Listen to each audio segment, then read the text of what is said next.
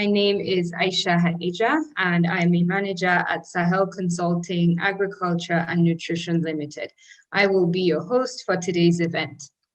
On behalf of Sahel Consulting and Sahel Capital Agribusiness Managers Limited and Nourishing Africa team, I am delighted to welcome you all to the Sahel Scholars Conference 2021.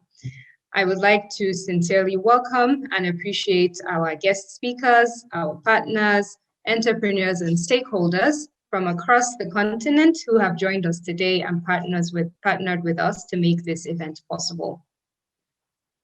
We have had over 1,200 registered guests for this event, which attests to the importance of the theme of the event today, shaping the future of food in Africa, the role of the African youth. Thank you very much again for making out time from your busy schedules to join us today. I will get us started with the agenda for the event.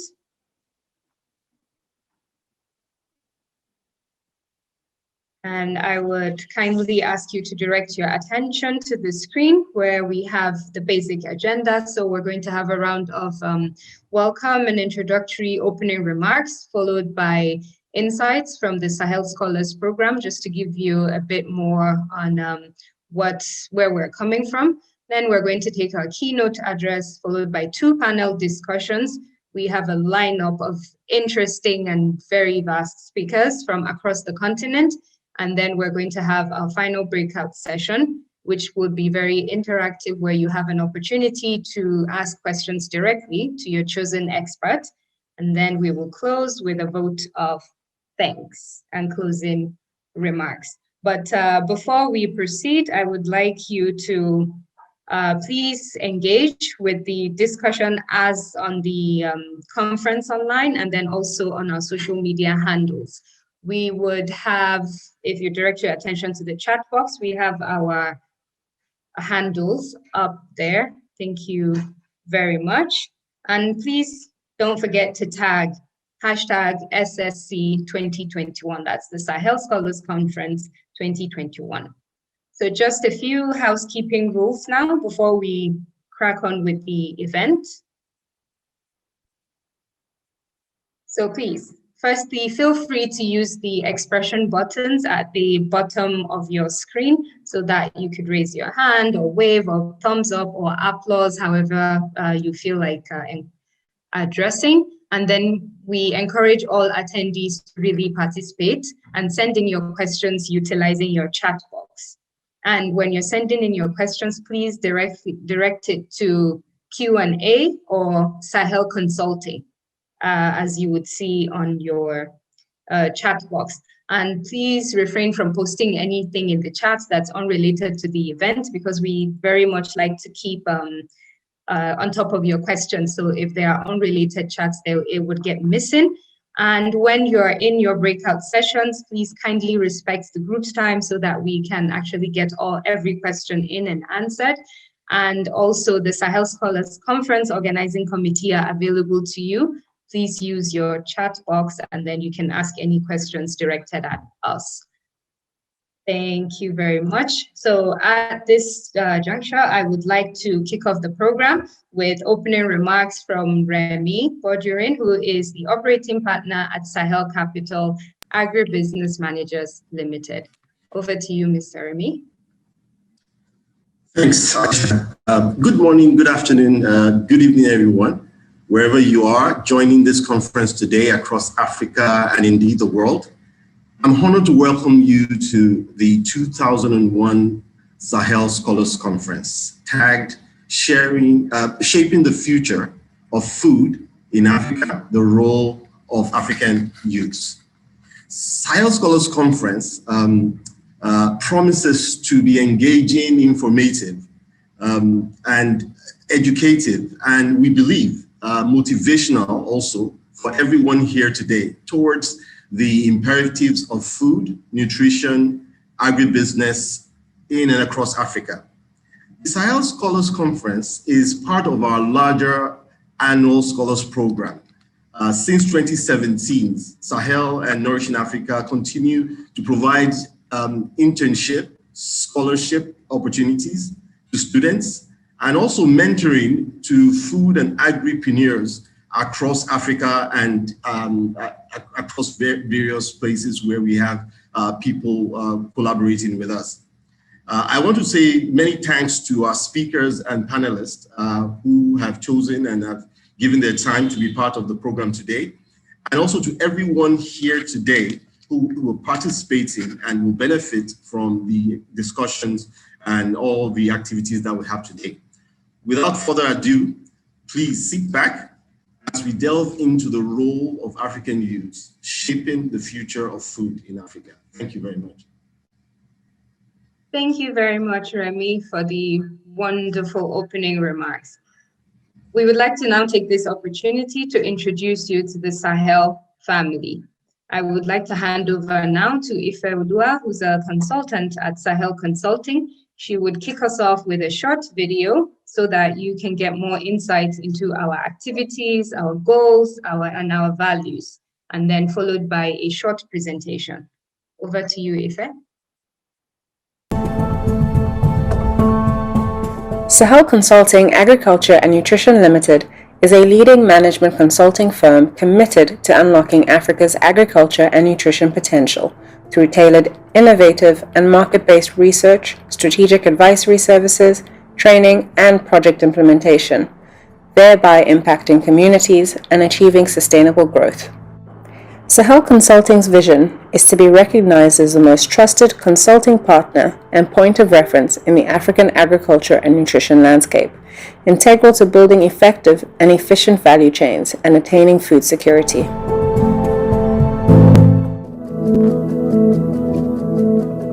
Sahel Capital Agribusiness Managers Limited is a food and agriculture-focused private equity firm which invests in agribusinesses in West Africa.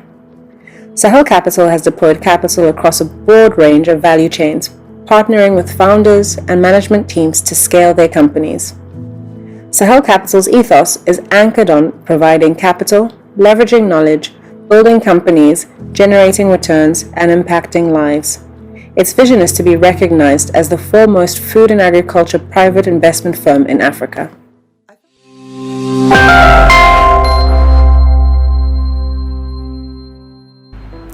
There are emerging groups of dynamic, visionary, and committed entrepreneurs driving the African agriculture and food landscapes. Yet many of them struggle for survival in very difficult and often hostile environments. Agripreneurs, as we refer to them, struggle to access funding, advertising opportunities, data, information, and markets when trying to scale their businesses. As a direct response to their needs, Sahel Consulting Agriculture and Nutrition Limited, in partnership with the MasterCard Foundation, launched Nourishing Africa in September 2019. 11 months later, Nourishing Africa was fully incorporated and became an independent organization on the 11th of June 2020, with the mandate of equipping and connecting agri-SMEs across Africa. As such, Nourishing Africa is a knowledge and membership platform aimed at helping agri-food entrepreneurs from farm to fork scale their businesses across the continent. Currently supporting over 1,000 African agri-businesses across 34 countries, Nourishing Africa's mission is to drive the profitable and sustainable growth of the African agriculture and food landscapes by attracting, empowering, equipping, connecting, and celebrating over 1 million dynamic and innovative young agri-food entrepreneurs. Welcome again, everyone. Following the short video on the three companies hosting this event, Sahel Capital, Sahel Consulting, and Nourishing Africa, I will be providing some additional details on our work as well as a background on the Sahel Scholars Conference. As our moderator Aisha mentioned, my name is Ifeoluwa Olorinigba, and I'm a consultant at Sahel Consulting Agriculture and Nutrition Limited. Starting with Sahel Consulting Agriculture and Nutrition Limited, Sahel Consulting is a management consulting firm that works across Africa to transform the agriculture and nutrition landscapes. Sahel Consulting provides a range of services, including consulting support, policy consulting, training support for agribusinesses to stakeholders in the sector, such as government agencies, private sector companies, international development organizations. We also have experience working in a range of countries in Africa, and we are located in Nigeria with 2 offices in Lagos and in the Federal Capital Territory, Abuja. and we implement a range of projects across the food and agriculture landscape in Africa. One of our projects is focused on advancing local dairy development in Nigeria with the aim to catalyze the local dairy sector in Nigeria in a way that improves the livelihoods, productivity, nutrition, and empowerment of smallholder dairy farmers and in communities in which they live. The program, which is also referred to as Aldin, is a 5-year program funded by the Bill and Melinda Gates Foundation, commenced in 2020 and works across 5 states in Nigeria. Aldin focuses on 6 components: the organization of farmers, infrastructure development, productivity improvements, financial inclusion and income support, training and extension, advocacy and behavior change, and policy advocacy to support the thriving dairy sector in Nigeria. We also work with 5 dairy processors across the project states and 2 implementing partners with support from states and federal governments. On another program, the Collaborative Seed Program, we work with a consortium of partners to enhance the performance of the seed sector in Nigeria. Also known as the CSP, the program is designed to contribute towards improving the sustainable income, food and nutrition security of rural households in Nigeria by improving farmers' access to and use of quality seed of improved varieties. The CSP also draws on key areas from the National Seed Roadmap of Nigeria to achieve its aim. The program focuses on 8 key topics to achieve 4 major outcomes, and program outcomes include enhanced capacity of the seed sector, enhanced efficiency, fairness, and transparency of the seed value chains and seed markets, enhanced coordination among stakeholders, and enhanced rules and systems that govern seed markets, production systems, and service delivery. Sahel Consulting is also an implementing partner on a program that aims to transform the cassava seed sector in Nigeria and Tanzania. The program is called Building an Economically Sustainable and Integrated Cassava Seed System, also known as BASICS, and it's in its 2nd phase, also funded by the Bill and Melinda Gates Foundation, with the overarching goal to provide farmers with access to affordable, quality-assured seeds of cassava varieties in demand by local food and processor markets. BASICS has 6 components, and Sahel Consulting is implementing the component on the development of processor-associated seed system model. And this model supports cassava processors to establish a rapid seed multiplication unit to produce quality cassava stems for their use and the use of their outgrowers who they may engage to ensure the production of quality cassava roots for the operations of processors. And key benefits to these processors include greater control over their cassava root supply, increased quality of root sources for processing, and also higher yield and output. Sahel Consulting is currently providing support to 4 processors across 2 states in Nigeria. The second company in the group, Sahel Capital Agribusiness Managers Limited, is a private equity firm in Lagos, Nigeria that provides capital for businesses in the agriculture sector. Sahel Capital has a range of portfolio companies located across the various states in Nigeria, and it's focused on the development of the agriculture sector through its investments. Sahel Capital is also the fund manager of the Fund for Agricultural Finance in Nigeria, referred to as FAFIN. FAFIN, with a size of $65.9 million, was launched in 2014 and invests in high growth enterprises across the agriculture sector in Nigeria. In addition to providing funding, FAFIN also has a technical assistance facility to provide capacity building support to portfolio companies. FAFIN is jointly sponsored by the German government, the Nigerian government through the Federal Ministry of Agriculture and Rural Development, and the Nigeria Sovereign Investment Authority. Other institutions such as the CDC Group, African Development Bank, and the Dutch Growth Fund also provide investment capital to the fund. FAFIN currently invests in companies in Nigeria across various value chains, including poultry, rice, dairy, cassava, shea butter, and food packaging materials. The third company, Nourishing Africa, is a knowledge and membership platform aimed at helping agri-food SMEs scale their businesses across the continent. And Nourishing Africa does this through 3 key components. The first is through its membership portal, which is aimed at building a community of agripreneurs as well as agriculture enthusiasts, where we are also able to bring stakeholders from various value chains together to provide resources, knowledge, data, or information, as well as connect them with one another to ensure that they're able to partner to scale, share ideas, and engage in peer learnings. We also have a range of knowledge and capacity building initiatives where we provide workshop and training on critical and timely changes and structures within the agribusiness and agricultural food space. Then we have support programs where we partner with development organizations to develop and implement programs that are aimed at helping SMEs scale. One example of our support program is the Entrepreneur Support Program, where we're currently running in Nigeria in partnership with the MasterCard Foundation and the United States African Development Foundation. The program is currently training over 1,000 agribusinesses. It's providing finance for them to pivot and rebuild as a result of COVID-19. And we had over 30,000 applications, and majority of the participants in this program are women-led businesses across 11 states in Nigeria. As previously stated, we have a range of trainings, and we also have content on the hub aimed at providing quick and useful information such as podcasts, elements such as Ask an Expert, where entrepreneurs are able to ask critical questions. We also host an event called First Thursdays, which is a monthly virtual networking session where we provide a platform for entrepreneurs to connect with one another, connect with experts, as well as to learn through various topics each month. And when it comes to our reach, here are some numbers. We directly support over 1,100 agribusinesses across 35 African countries. And through the help of many of our partners, we've also reached over 30,000 stakeholders who are now part of our community. As a group, we're also committed to giving back to the communities around us, and we do this through our corporate shared values. For us, corporate shared values, which we also refer to as CSV, means the implementation of programs that build the capacity of individuals and advance social conditions in communities around us. It also means partnerships and organizations with shared values to undertake programs that solve societal needs, as well as the inclusion of the underserved and vulnerable population. And each year we implement capacity building and humanitarian projects that create sustainable values in communities around us. And there are two key programs under our CSV, the Community Empowerment Programs and the Sahel Scholars Program.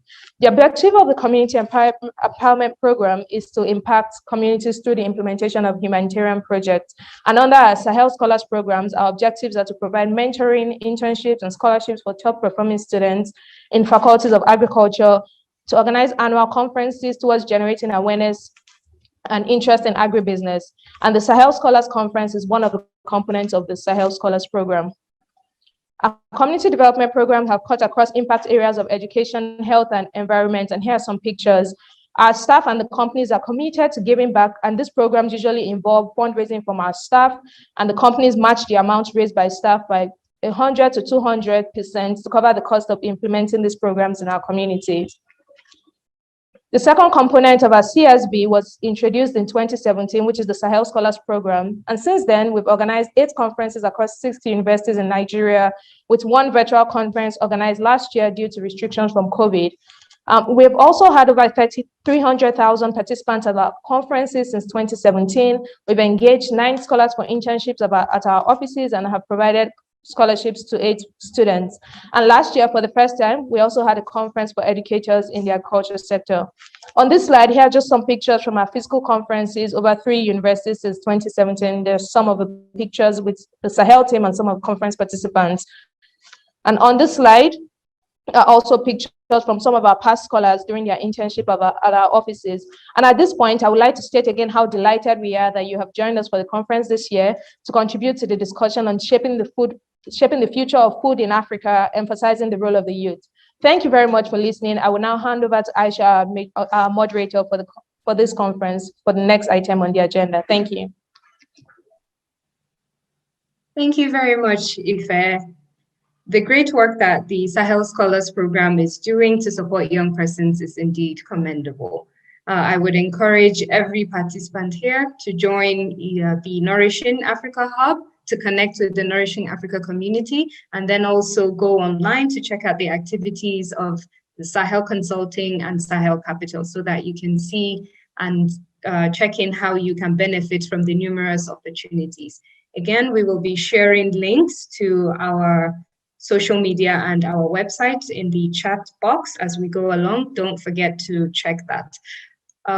At this particular moment, we are delighted to welcome Mr. Obi Ozo, who is the CEO and co-founder of Kobo 360, to give our keynote address. I think Mr. Ozo is having a few technical challenges and having a hard time joining, so I will go ahead and introduce Mr. Ozo while he is trying to join. So, as mentioned, he's the CEO and founder of Kobo 360. Mr. Obi has over 6 years experience of logistics and supply chain management, and he manages all aspects of Kobo 360. Kobo 360 is a company launched in 2016 and now is Africa's fastest growing digital logistics platform. And is building a global logistics operating system, a blockchain-enabled platform to power trade across the African continent. Mr. Ozor completed his biochemistry degree at the University of Michigan, after which he went on to graduate from Wharton School of Business.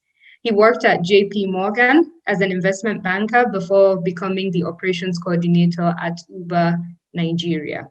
In 2019, he was named the Innovator of the Year and Young Business Leader of the Year at the CNBC All Africa Business Leaders Award. In 2020, alongside his co-founder, Ife Oyedele II, was selected to be a part of Endeavor's global network of high-impact entrepreneurs. Mr. Obi was also named one of Fortune magazine's 40 under 40 global leaders in technology. So if you could please bear with us for a few more seconds while our keynote speaker joins. A few more seconds. Thank you.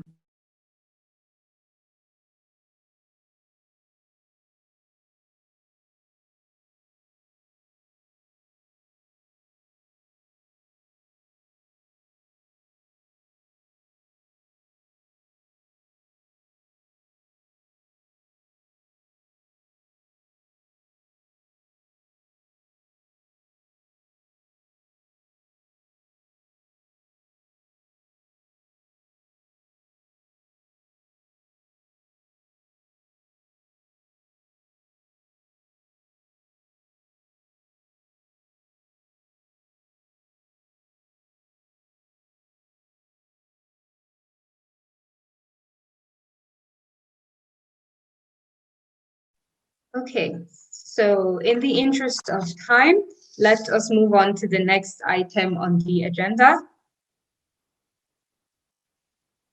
So we would like to now deep dive into the first main action of the event, and which is our first panel to discuss leveraging innovation and technology, how young people are creating the food ecosystems of the future. We have, as we mentioned earlier, a lineup of speakers who are innovative and making groundbreaking strides in the agriculture sector in Africa. I will now hand over to the moderator for this session, Mr. Deji Adebuswe, Principal at Sahel Capital. He will introduce each of the panelists, and then we will we'll go into the session. Please remember to use your Q&A.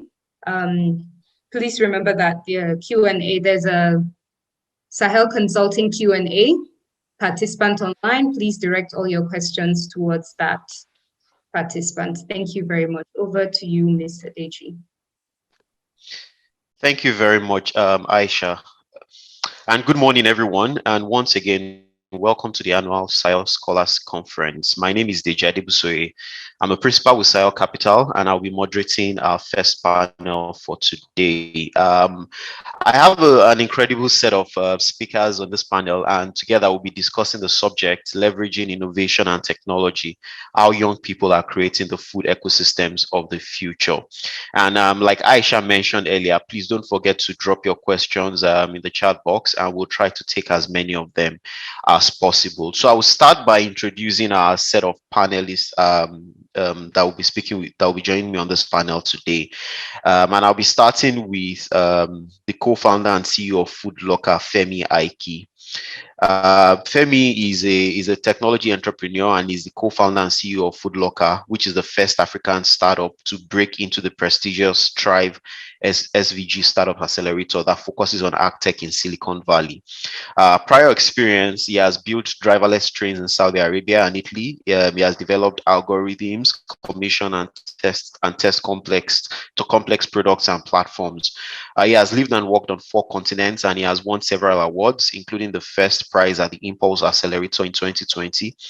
He has won the first prize at the African Development Bank's Agri Pitch competition also in 2020, and also the first prize at the Thrive Agri-Food Africa Challenge just this year.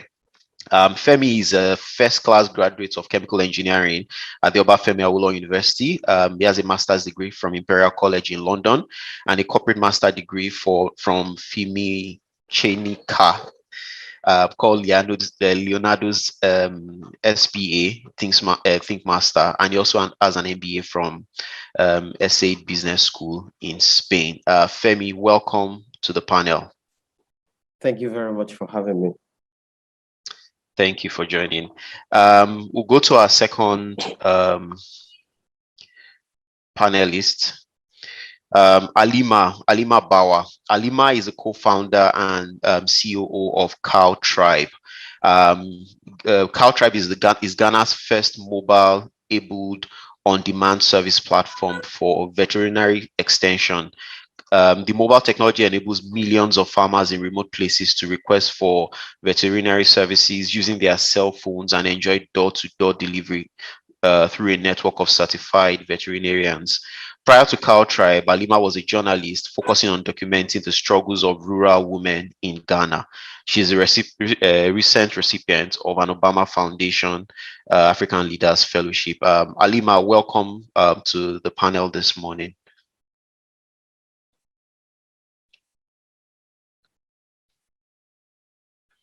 Okay, not sure if Alima has joined yet, but let's move on to the next panelist, who is Bethlehem Dejene. She's the founder and CEO of Zafri Papers.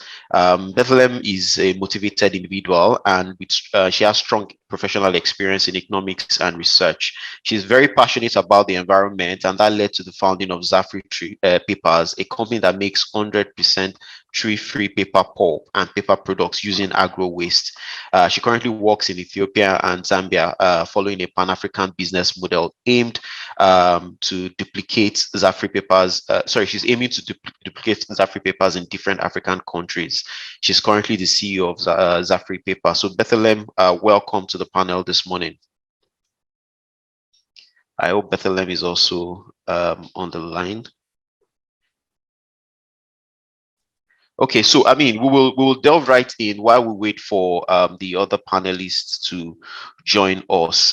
So once again, Femi, welcome, and please, to all those who are listening, don't forget to drop your questions in as we go on.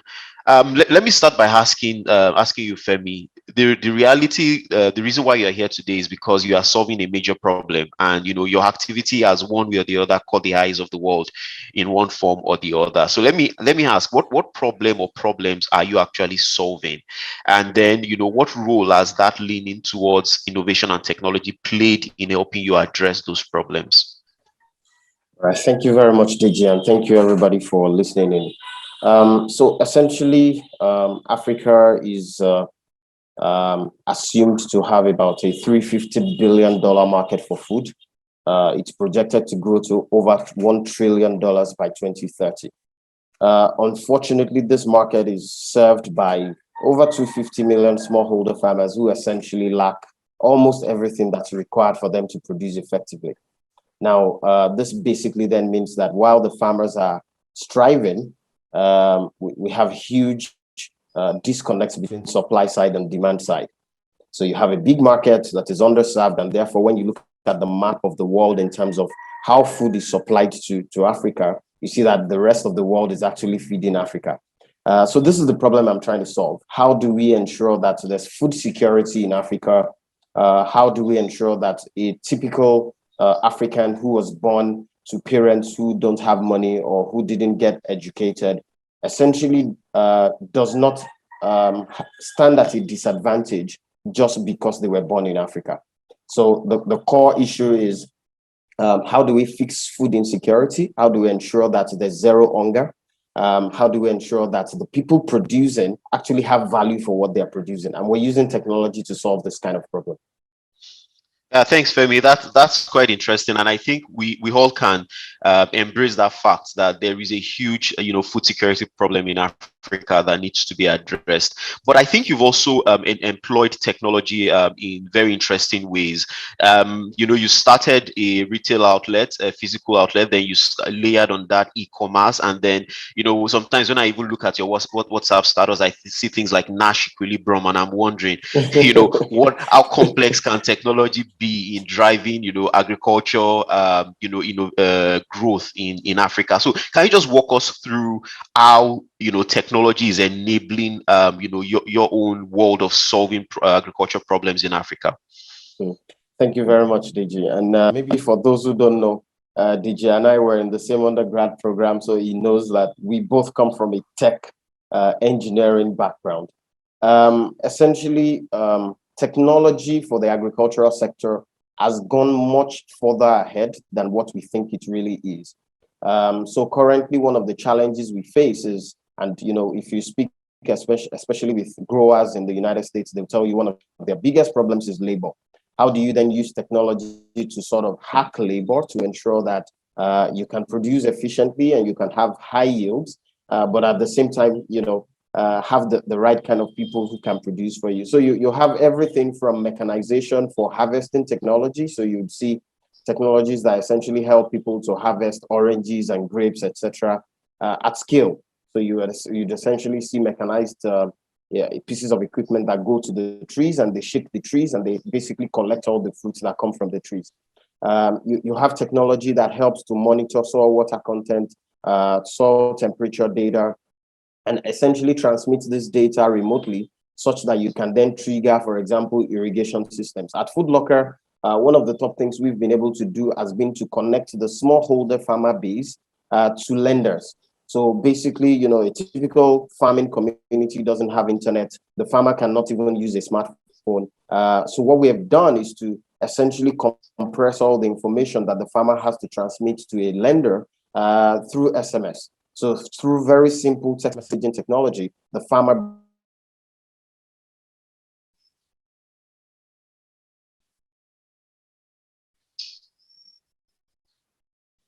basically can either communicate by themselves, come together, or we've come up with a very simple reporting program that allows a farmer to be able to submit very simple data. It could be the height of the crops, it could be the weight of their poultry birds, it could be the weight of cattle, and essentially trying to build the database that allows a bank to then look at their yield potential or their revenue potential or their cost profile to say this farmer is creditworthy or it's not. With this same data set, you can then start optimizing the yield. So for example, when we produce poultry on a day-to-day basis, we're actually optimizing the growth. We call it weight optimization or protein content optimization, because on a day-to-day basis, you're expected to hit a particular weight expectation for the birds you're carrying. Technology has gone as far as we have some partners through Thrive, for example, who essentially use technology to monitor the growth of trees or of tree crops. So if you've got your cacao or you've got your avocados, you can actually monitor how fast they're growing.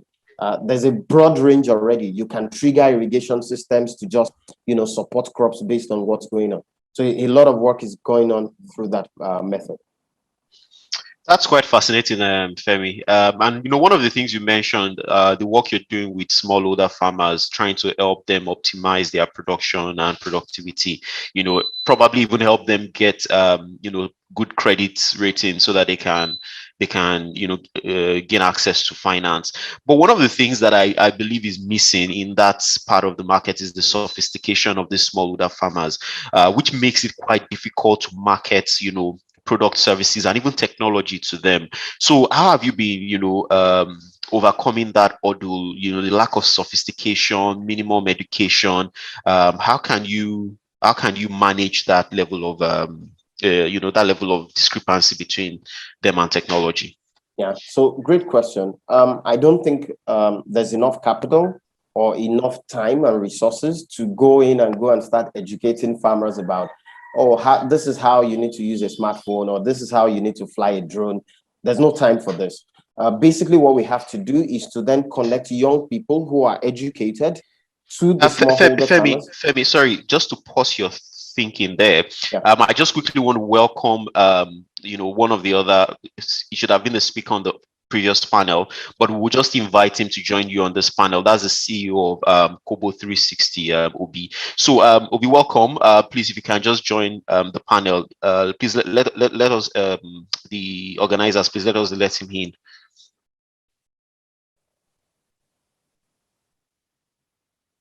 Okay, so I think while he's joining, Aki, you can go on. Yeah, so essentially the level of sophistication of the smallholder farmer is not going to improve today or tomorrow. The educational deficiencies are already there. We can't change that.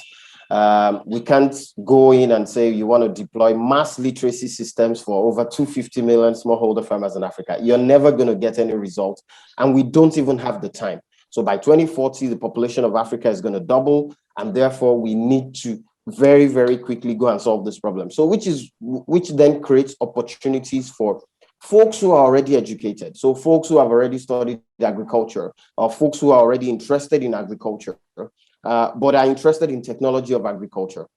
Now they then form the interface between the smallholder farmers who are not sophisticated and the market that is more sophisticated. So typically banks, more sophisticated, they're looking for charts, they're looking for properly prepared credit rating data. They're looking for properly prepared business plans. You then have smallholder farmers at the other end. You have other people who are educated already who can support the smallholders. And we saw this quite elaborately in Morocco, for example.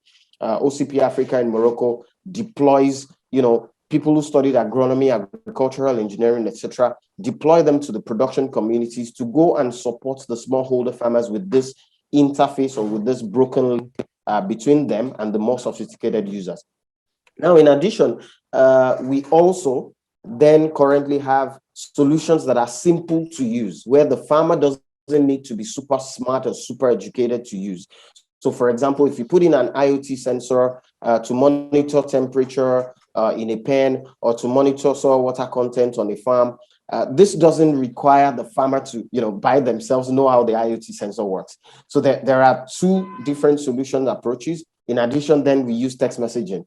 As long as a farmer can speak in any language, or they can type in any language, they sometimes could be able to use this. If they cannot, then we put in a cluster manager who then supports maybe 7 to 10 farmers, and they're able to help them to sort of interpret production programs. They're able to help them to understand what they need to do on a periodic basis, etc. Oh, I think Alima is here already. Yeah. Welcome, Alima. Thank you. Yeah, welcome, Alima. Thanks for joining. And Obi, thank you very much also for joining. The panel is getting broader, and so I will pivot a bit from you, Femi, and go to Obi. Obi, are you? I'm not sure I can see you. Do we still have Obi online? Yes. Welcome. Yes.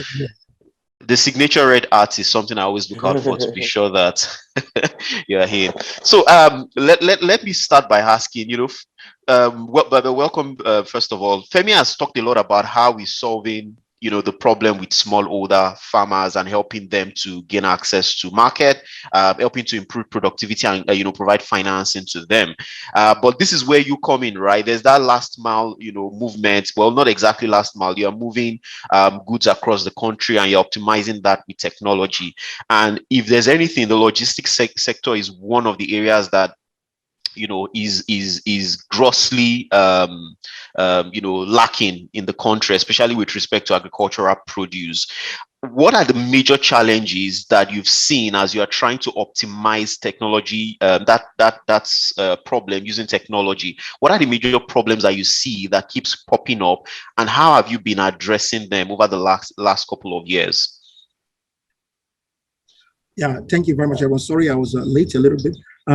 So I think one of the biggest challenges is that technology is new to us, so the users are not very conversant. So the level of work that requires to build an adoptable technology platform is way higher in this continent. But the good thing is that if you spend the time and resources to do that, it can scale any place in the world. And for us, we've been able to do that. The technology we built in Nigeria is now in 7 other African countries. And I'll be happy to delve, of course, deeper into, of course, I'm not an expert in agriculture, but we interface with agriculture a lot. We interface with agriculture a lot. So we are moving the inputs when most of them are imported and few of them that are produced in Nigeria, in Port Harcourt, we move that, right, to different parts of the country. And then, of course, we pick up the raw material or the harvest to different factories and also to different open markets and supermarkets after harvest. So we do have a good idea of what is going on in that value chain. And there are certain areas that I see are huge bottlenecks, right? One of that is actually supply chain. I think, to me, apart from funding and few policy that our government needs to do on land use, I think the other challenge there is really logistics, right? Because we still lose our produce due to logistics issues, right? And what are we doing about it? What we're doing about it is we're working with IFC. There's a fund that we set up where we're building what we call sustainable cooling project. And we're piloting it here in Nigeria for Africa. And if it works, we'll scale it to other places. And that also requires, of course, infrastructure, building those cold chain solutions, deploying the mobile ones that will be close to different farmsteads, bringing the coal vans, right, enough of them that will carry things, and try to do this in a way that is affordable. Remember today, if you carry a low value commodity through cold chain, it's basically unsustainable. You won't actually be able to, people can afford it. Today, we can't carry tomato in cold chain in Nigeria. How? If we carry tomato in cold chain, you'll buy one piece of tomato for 1,000 naira. Because the technology has not actually scaled in Nigeria, right? Because it's just so expensive. There is no cooling and different things. So that's part of the thing we need to work on, because with that, you increase farmers' earnings. Right? And you have to think of this thing in a sustainable manner. If farmers can save on 48% of their harvest, then they actually have reason to be in agriculture. Like, is it economically sustainable? They will be there, right? If we are not having, if we solve some of the bottlenecks, even in bringing the inputs, the input price can come down by 15%.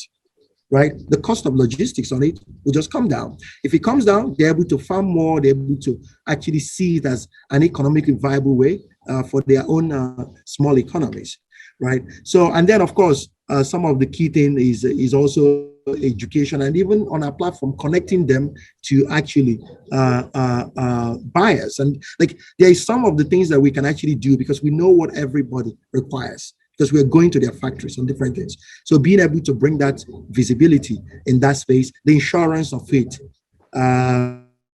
actually saving them. Today, most people are scared. Most farmers cannot bring their tomato to Lagos or to Port Harcourt because they are worried, what if it damages on the road? So because of that, they will sell it so cheap, right, in their home market, and then they leave the money for the middlemen who make majority of the money. So the people that needs to make the money are not making the money, which means that there is no incentive to actually scale, right? But this is something that actually a cold chain and an insurance product can actually solve, right? And it's something that we're designing now, but we can't solve it with just insurance. You need that cold chain infrastructure so that you are also not overly exposed. Yeah. Happy to go in depth in more areas. One question before I go to Alima Obi. You touched on a very sensitive subject, and I realized that a lot of entrepreneurs in Africa in the ag sector are solving so many problems. You start a business and you are solving all the problems across the entire value chain for no fault of yours, right? Just because there are different gaps along that entire value chain, which if you don't solve, you will not be able to thrive. So it raises the question for me. We are building innovation, you are building technology. what is the minimum requirement in terms of the available infrastructure that needs to be in place to make you a profitable venture? Just thinking about it now, and for all the other scholars that are listening and they're wondering, all about the myriads of problems that they need to solve across the entire value chain, and that even becomes, a chain on their leg to move because they are worried that how can I solve all these problems? How have you been able to think through that and overcome that? Yeah, I think that there are a lot of opportunities. I don't look at them as problems. As an entrepreneur across Nigeria and Africa, there are a lot of opportunities. And one of the key things for any African entrepreneur is discipline and focus. You have to be disciplined and focused. There's too much things to do, right? And what we've done is when we started, we focused on long haul. Can we get good at moving food trailer loads, just as you see them on trucks every time, from point A to point B in Nigeria, right? And that's what we did. In fact, our first route was east, moving from Lagos to Onitsha, Aba, Port Harcourt. We did that very well. We now opened the northwest, actually going to Kano, Gusau. Then from there, we opened north central. And then we are now doing west. And then we solved Nigeria. Then just on one particular product. You can't solve all the problems. Each problem is a company in Nigeria. Like each of the problem you have can actually build multi-billion-dollar company. So it's impossible for you to build all those things, right? So then you're going to look at partnerships. You should only solve the one that are serious hindrance to scale for you, right? For us, financing has been a big problem because truck owners cannot wait to get paid by like 30 days from a Unilever, right? They can't wait for 30 days. So we had to build that financing business using the credit score or their credit score on the platform to be able to basically pay them after delivery instead of waiting for 30 days, right? So it's because we had to, and then there is actually no financing company. There's no real scalable financing company in Nigeria that can finance like $20 million worth of invoices, right? There's nobody that does that today, right? On a monthly basis. There's no bank today that will actually do that. Banks cannot take risk on micro fleet owners. So we had to solve that problem. And that's why we built a product called Pay Faster.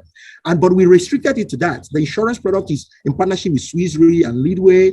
They do that. We take small commission. Like you have to know what are the problems that you must solve. And even the Pay Faster is in partnership with banks that are now using the data to get comfortable to on-lend through our platform, right, to these people. Right. So there has to be discipline and focus. You can do a lot, focus on one and solve it. If you're an agro and you say, okay, I'm bringing a route to market, just focus on it. Don't get into procurement of input, because that's part of the thing I see why we're also not having scalable startups in our agro space. I think that the problem is that they are too distracted, right? They're trying to solve for everything. Flutterwave does one thing. Right? You don't see Flutterwave doing multiple things, right? And so they do one thing. Kobo is doing one thing. You need agtechs to focus on one thing. If you finance farmers, finance them, go to banks, build a thing that banks can finance, that are financeable from banks. So you're collecting data. Then you solve that. It becomes easy to solve another thing. But this thing, everybody's doing input, this, that, lending. Then nobody can scale. And then we will never have that sector take off. Is jack of all trade. Thanks a lot, Obi. I think one very important thing I take away from that is focus. Be focused. Very, very critical. Thank you very much. Alima, we have very few minutes left, but there are two questions I just need to hear the answers from you. The first is with respect to you found the nexus between digital innovation and veterinarian services. How that comes together, it takes an innovative mind to even see that. How did you go on that journey? What made you transition? You were a former journalist, and then you now started solving problems in veterinary services as well as using digital innovation. How did you make that transition? Were there parts of your former life that became critical in the role you play today? And then the second question, you're a female agripreneur, and you probably would have also faced a lot of challenges, in getting to where you are, in building the business to where you are today. What are some of those challenges you faced, and how have you been able to work around them? Thank you very much, and apologies for the late join because it gives me a different time zone here in Ghana. transitioning from being a journalist to solving the current problem we were solving together with my partner. It isn't entirely a switch of field, because even as a journalist, what I focused on was on rural reporting and trying to understand the key problems that rural people faced in terms of agriculture, education, and health. But then it got to a time I just felt that I needed to pick one of those problems and solve them, instead of broadcasting the continuous broadcast of their problems. You know, this community doesn't have support in agriculture or in education, and so what? There is always no response to the problems of these communities. And so it just happens that I have a partner who called me on this project, who is also like-minded, like myself.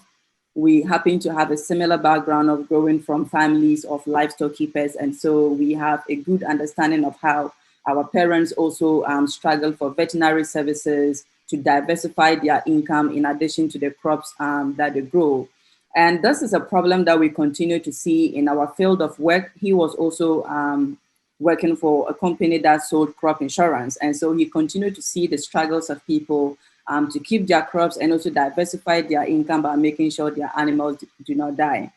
And so we wanted to make sure that we found a problem, a solution to this problem, by making the supply chain more efficient for people to be able to access veterinary inputs. And so we thought that the only way to do that is to actually stimulate demand for people to want to use these products, because even vaccines doesn't have a name in our local languages. So we have to educate people the need to have vaccines to keep their animals healthy all year round. We would aggregate their demand and then go to suppliers to buy these products in bulk. We come back to supply to them. But then just recently, we had to scale the model into the upstream to make sure that we are accessing these products from suppliers and selling to retail agrovets who are also supplying to these farmers, but then they continually face this problem of product stock out and, you know, influx of lack of good quality of products within the market space. And so getting to the end of this year, our next goal is to be able to deal with manufacturers directly to get these products into the country, to make sure we have continuous access to deliver these products to farmers.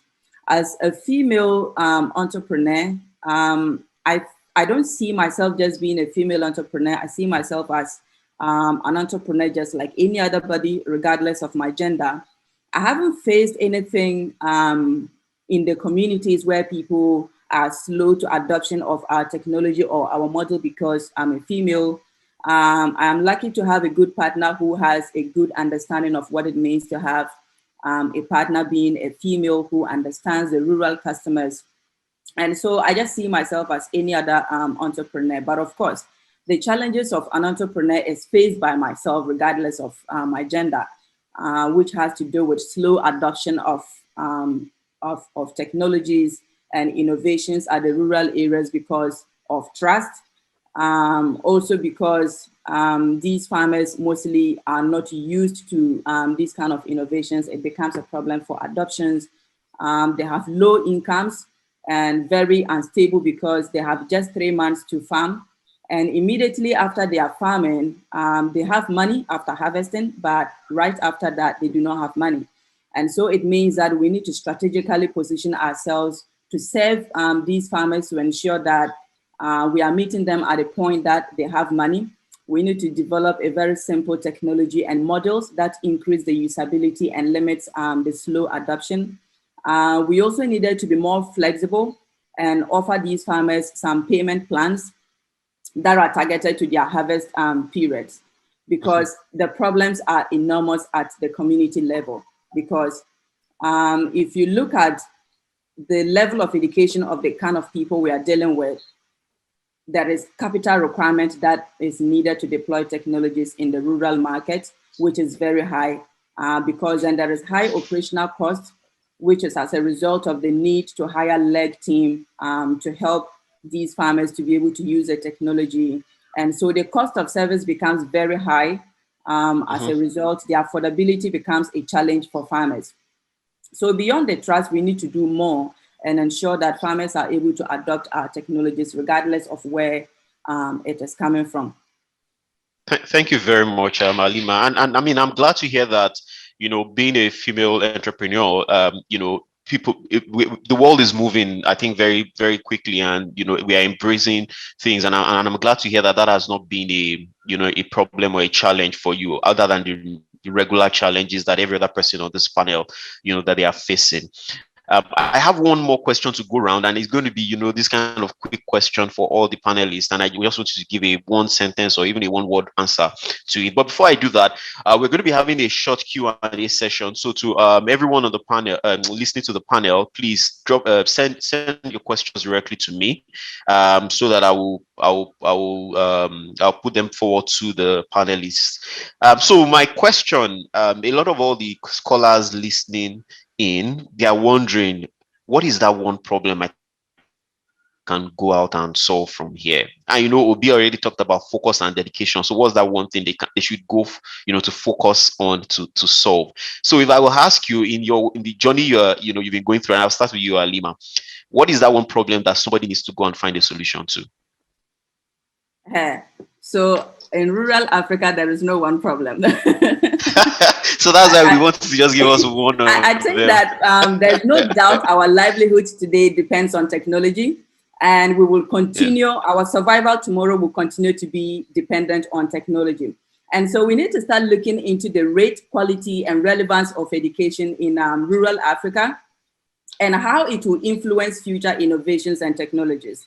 What is the next stage of technology, or what are the possible technologies we should be anticipating in the next 20 to 30 years, where my grandmother's generation will no longer be there?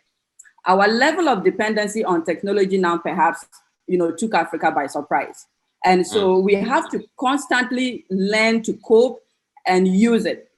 And interestingly, by the time we feel comfortable with particular technologies, then boom, there comes an advanced one.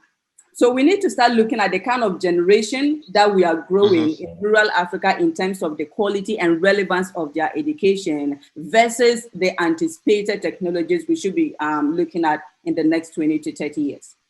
Thank you, Alima. So if I take that, your response, it will be, we need to, whatever the problem with rural Africa, helping them to bridge the educational gap that brings them at par, in terms of learning. It might not be the same sophistication as the rest of the world, but helping to bridge that gap. Thank you very much. Obi, what is that problem that you are dying for somebody to help solve?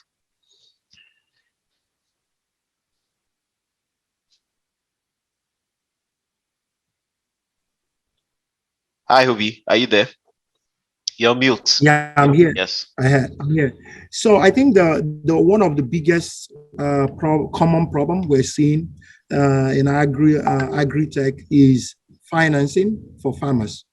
Financing for farmers. Sorry, is what I did now? Financing for farmers, basically financing farmers, funding them, is what I'm seeing everybody is trying to do. I think that is a very big challenge that requires more attention and sophistication. The ways we are trying to solve it is not going to work, right? I think what they need to do, if an ag tech that strictly focuses on financial services for farmers, they shouldn't confuse their business model. They're basically doing financial services for farmers. And what they're going to do is they're going to go use the data that already exists, integrate with different ag tech platforms, and have profile for farmers. And then they go to banks and structure their business in a way that banks can take risk on these farmer pools. It can also be structured as pools, right? So maybe it might not be individuals. And then they have proper credit scoring on each of the pool. But that they have to make that bankable. Like, we are not individuals, how much earnings do people have in this continent to actually be able to fund agriculture themselves? Agriculture is a government project, right? If you're going to do it, you also need to tap into the banks, right, and institutions, and they need somebody that will focus strictly and look at agtech as fintech, so that you can be able to make it bankable. Banks can unlock 10 billion, 20 billion if you spend energy for 1 year or 2 years and package that product very well. And I think you will start, that is the first wave that can make AgTech to be taken seriously, and people start putting money in it, and then things start coming up, right? So I think that that's what somebody literally need to exit all their business model and focus on that financing alone and crack it by making it bankable. Awesome. Thank you very much for that, Obi. I'm sure people are listening in already, and people are getting out their laptops and they are starting the codings. Femi, what is that problem that we need to solve?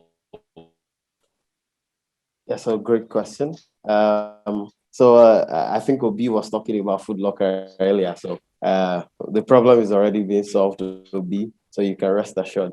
But more significantly, I think for us, we believe the most important problem that has to be solved for the AgTech sector is actually specific labor capability. So I'm talking of real labor availability. So for example, we have Jobberman for everybody who wants to go and work in an office, who wants to be a coder, you want to work in a bank, you have Jobberman for that. There is none for the AgTech sector. And this is one of the biggest problems, right? The 250 million smallholder farmers would not go and learn agronomy or go and learn how to operate a combined harvester or how to operate a tractor. We need young people, educated young people who basically want to roll up their sleeves and get involved. And there's a lot of money to be made. I can give you examples. We have so there's an industry here in your state that produces cassava products, cassava flakes, etc. And they basically went abroad. They went to import mechanization tools. So they brought in tractors, they brought in combined harvesters, etc. But the problem they have now is that they don't have people to operate these things. And these are jobs that could pay you as much as a bank, because the volume and the scope and the scale of what they can solve is humongous. So for us, we think that is one of the biggest problems for the ag sector. We need to find ways of connecting and empowering those people who are at the forefront, who are the smallholder farmers, and connecting them with core technology. And young people can step in. You're a graduate, you want to learn how to, and I believe I was told John Deere is doing something on that for women in Nigeria, and as I think across Africa as well, which is to train them and empower them on how to operate tractors and some of these heavy mechanization tools, with the objective of then facilitating production at the core, the forefront where the real work is going on. And there's a lot. Irrigation systems. You need people who can operate central pivots. So these are huge, humongous irrigation systems that could very easily irrigate 1 hectare of land within 30 minutes. You need people who can operate these things. You need people who can operate and who can build drip irrigation systems. When I went to Morocco, I saw almost everywhere you got to, you would see one kind of irrigation system or the other. And young people are getting involved. I think this is for me, one of the biggest problems we need to look at. Awesome. Andela for AgTech. Exactly. All right, perfect. No, thank you very much to all our panelists. There are 1 or 2 questions I will put up quickly. The first question says, in solving rural problems, how best would you suggest to have technology step down to residents and to aid early adoption? So I think the idea of that question is where you in rural areas, and I think because of this learning gap as well, how can you step down technology to make it easily adoptable? I don't know which of the panelists would like to take that question. I could go. Femi, go ahead, please. It's really funny that at the CTA program, I think it was 2019, Alima actually shared something very, very key towards that, which I took on from 2019 from our speech. And it's the fact that, you have to go and meet people where they are. If all they can do is to listen to a radio station, or they can listen to a pre-recorded message, that's where you have to funnel your message to. If they're illiterate, they're uneducated, they don't have access to smartphones, even if you buy it for them, they cannot use it. There's no internet. The rural communities, for example, recently we took the World Food Program to one of our farms in Osho State, and they were really surprised at how rural it was. Now, if they are that rural, then you have to break it down to their level. you don't necessarily have to force technology to somebody who can never use it. So if you can deploy an IoT and you can make sure a machine can do this work, let the machine do the work. If you need to pair them and find a decent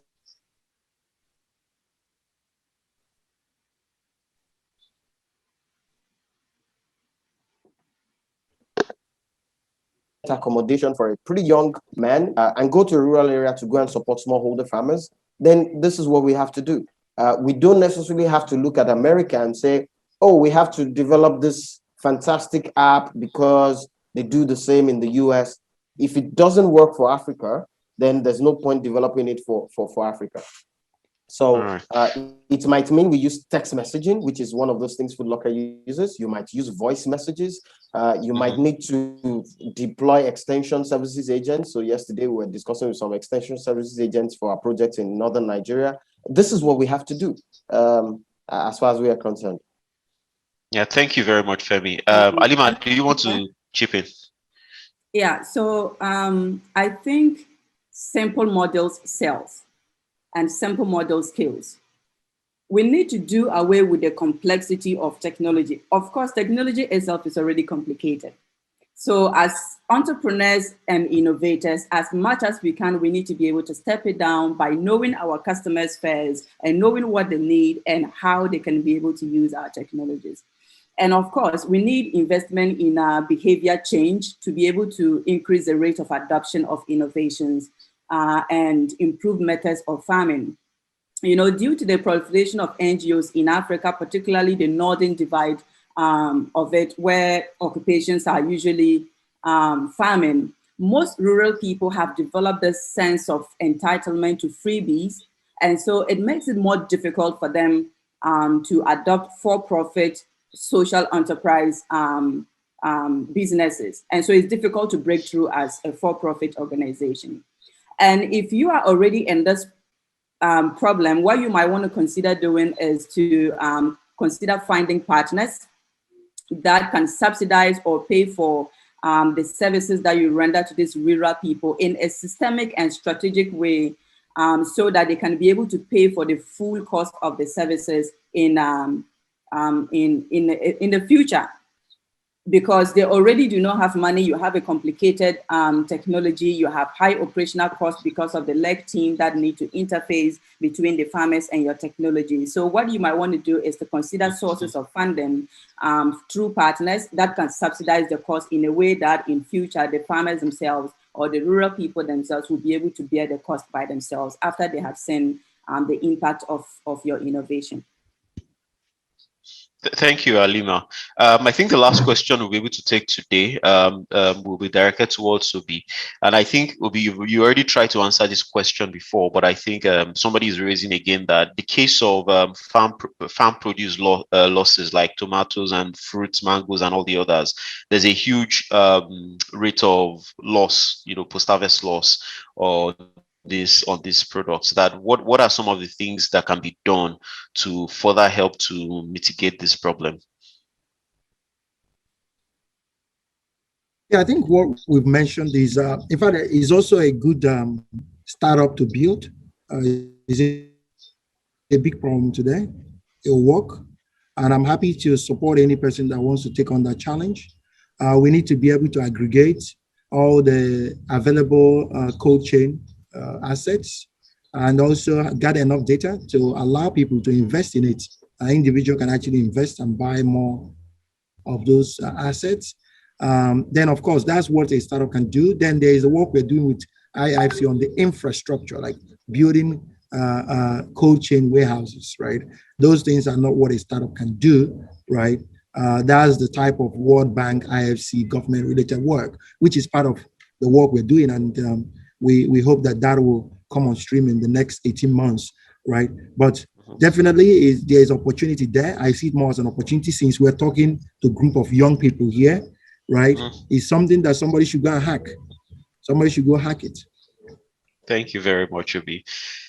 All right. I'd like to say big thanks to all our panelists, Femi, Alima, Obi. Thank you very much. Personally, I think I've taken a lot away from this session, and I'm sure the same for all the scholars that are listening to you all. So thank you very much once again for for sitting in on this panel. Thank you very much. Thank you, everyone. I'm glad to be here and meeting all of you.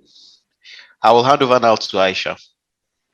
Thank you very much. Sincere thanks to our panelists, our moderator, and everyone that has been listening in. As we have heard from Cow Tribe, Food Locker, and Kobo 360, the challenges in the food value chain are abound, and which creates opportunities for the African youth to deploy technology, innovation, and digitization into solving them.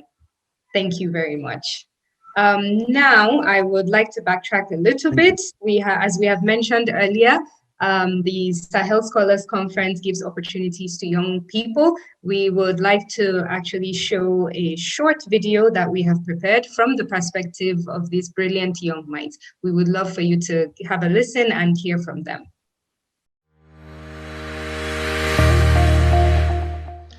Hi, my name is Blessing Nathaniel, a student of agriculture, Ahmadu Bello University, Zaria, Kaduna State.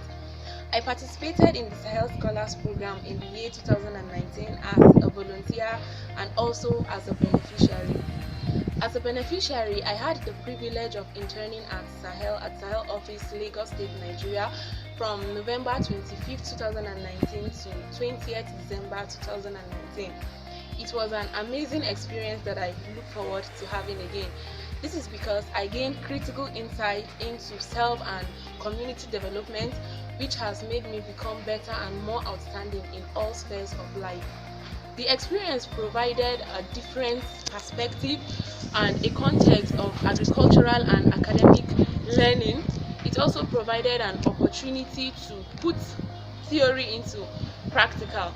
I gathered a lot of employment skills ranging from learning and adapting to the workplace culture, to time management skills, to good communication skills. I mean clear and succinct communication, leadership and personal development skills, leveraging on technology to solve analytical and statistical problems, problem solving and decision making skills, and then most importantly, teamwork. I learned to work with people at different levels of life. I learned that great things in life, especially in businesses, cannot be achieved alone, but by a team. I am glad I participated in the program. Thank you so much, Sahel. Thank you. My name is Abubakar Ahmad Muhammad. I participated during Sahel Scholars Programs, in which I represented Ahmadu Bello University, Zaria, for a period of 5 weeks at Sahel office. How does the Scholars Program has impacted in my current activities? First of all, I look at the area where I'm living and make analysis about the most common value chain and marketable agricultural commodities that can be found there, so as to justify the level of employability and the skill I develop.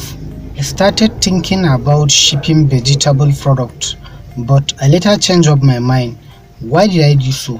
Is because of the level of perishability of the products, seasonality, and the way in which there is a sudden change of weather that occur from one part of the country to another.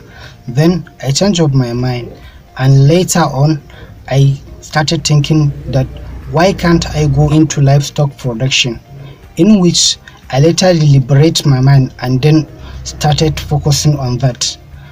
I finalized and reached a conclusion that I should go into cattle production, in which I started shipping cattle to Kaduna. My name is Adeyemi Ikolowada. I'm from Obafemi Awolowo University, Faculty of Agriculture, Department of Agricultural Economics, and I'm in 400 level.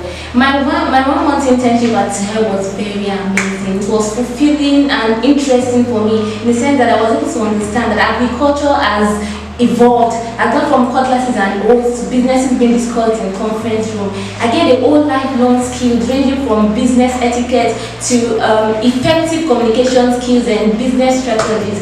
And it's been a very amazing experience. Thanks to Sahel and to the organizers of the Sahel Scholar Program. Thank you. My name is Ezechi Wisdom Ifanchukwu, a student of Michael University of Agriculture, Umudike, College of Crop and Soil Sciences, and Department of Agronomy, 400 level. My experience in Sahel has been worthwhile, of which I can never forget. On arrival, I was treated as though I've been part of the family, and that helped me. It helped me to learn a lot of things because I felt at home. And Sahel has really broadened my knowledge on how I see agriculture. I've really seen agriculture in a prolific perspective, and it has given me access to cutting-edge industry and also gave me the opportunity to interact with persons. I'm so much glad for this opportunity that was given to me to broaden my skills. And I want to say thank you to Sahel for this opportunity. Thank you to my university for granting me this opportunity as well. God bless you. My name is Salawu Abiodun Emmanuel from Federal University of Agriculture, Abeokuta, from the Faculty of Agriculture and Department of Crop Protection, a 400 level student. My internship experience there has been awesome. I have the designation of agriculture, and the professional working experience there has actually opened my eyes to some things happening in the world of consulting and equity management. And also I have an experience in onboarding section. My knowledge with PowerPoint has now improved, and other computer applications I was able to manage them properly. Sahel Capital and Sahel Consulting has actually helped my life. God bless Sahel Scholar Program. Thank you.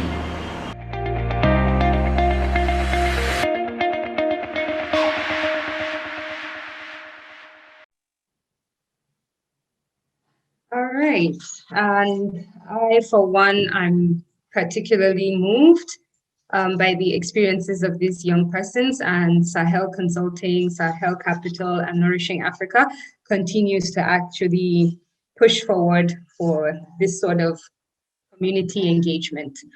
At this particular point in time, we would like to backtrack a little bit. I know that we have heard from our keynote speaker, Mr. Obiozo, but we haven't actually heard the keynote speech yet. So at this point, we would like to hear from you, Mr. Obi.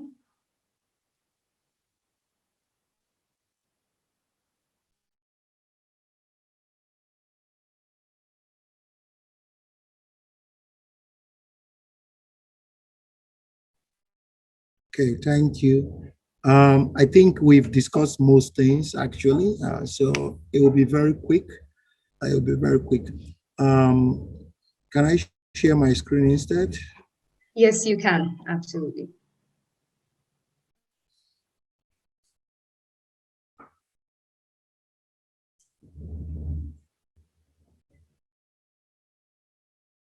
Oh. Yeah, so thanks everyone for your time. I'm not going to take much of your time. I think in next 5 minutes, I'll be done, and I'll depend on things that people have already said. I don't want to bore you. I'll instead spend more time in taking some of your questions. So agriculture, in my view, is massive opportunity in our continent, especially in Nigeria. Today is contributing almost 1/6 of our GDP in the continent. It's also creating a lot of jobs. Most jobs are created in agriculture. Now, there are some issues we have in it. It does not create those type of jobs that are high paying, which we've discussed about some of the challenges that contribute to that, the farm wastages, the different inefficiencies, the lack of scale to actually make it attractive for people. Quickly, on the background of Kobo, you might already know we're in 7 African countries. We started in 2018. We have over 40,000 trucks on the platform. We've moved about $8 billion worth of goods on our platform, and we are lucky to be backed by interesting investors from IFC, TLCom, and Goldman Sachs. What we've done in our platform is something that I believe that is important for this group in terms of when you're thinking of how do I start something, how do I solve problem. We noticed that before Kobo, there was just no way people had visibility and transparency within the supply chain. And we built a platform that brought truck owners, cargo owners of all kinds, financiers, insurance businesses, OEMs. We brought all of them together. And it wasn't done in one day, as mentioned to you. In the first part, we focused on just combining truck owners and FMCGs. And gradually, we built a platform that today supports almost 2,000 trailer loads every single day. This slide is where I would like to spend a lot of our time. There are a lot of challenges, as all of us can see today in supply in agriculture. We've mentioned that in the panel we had before. The ones that I would like to focus on is on the funding and also the wastage.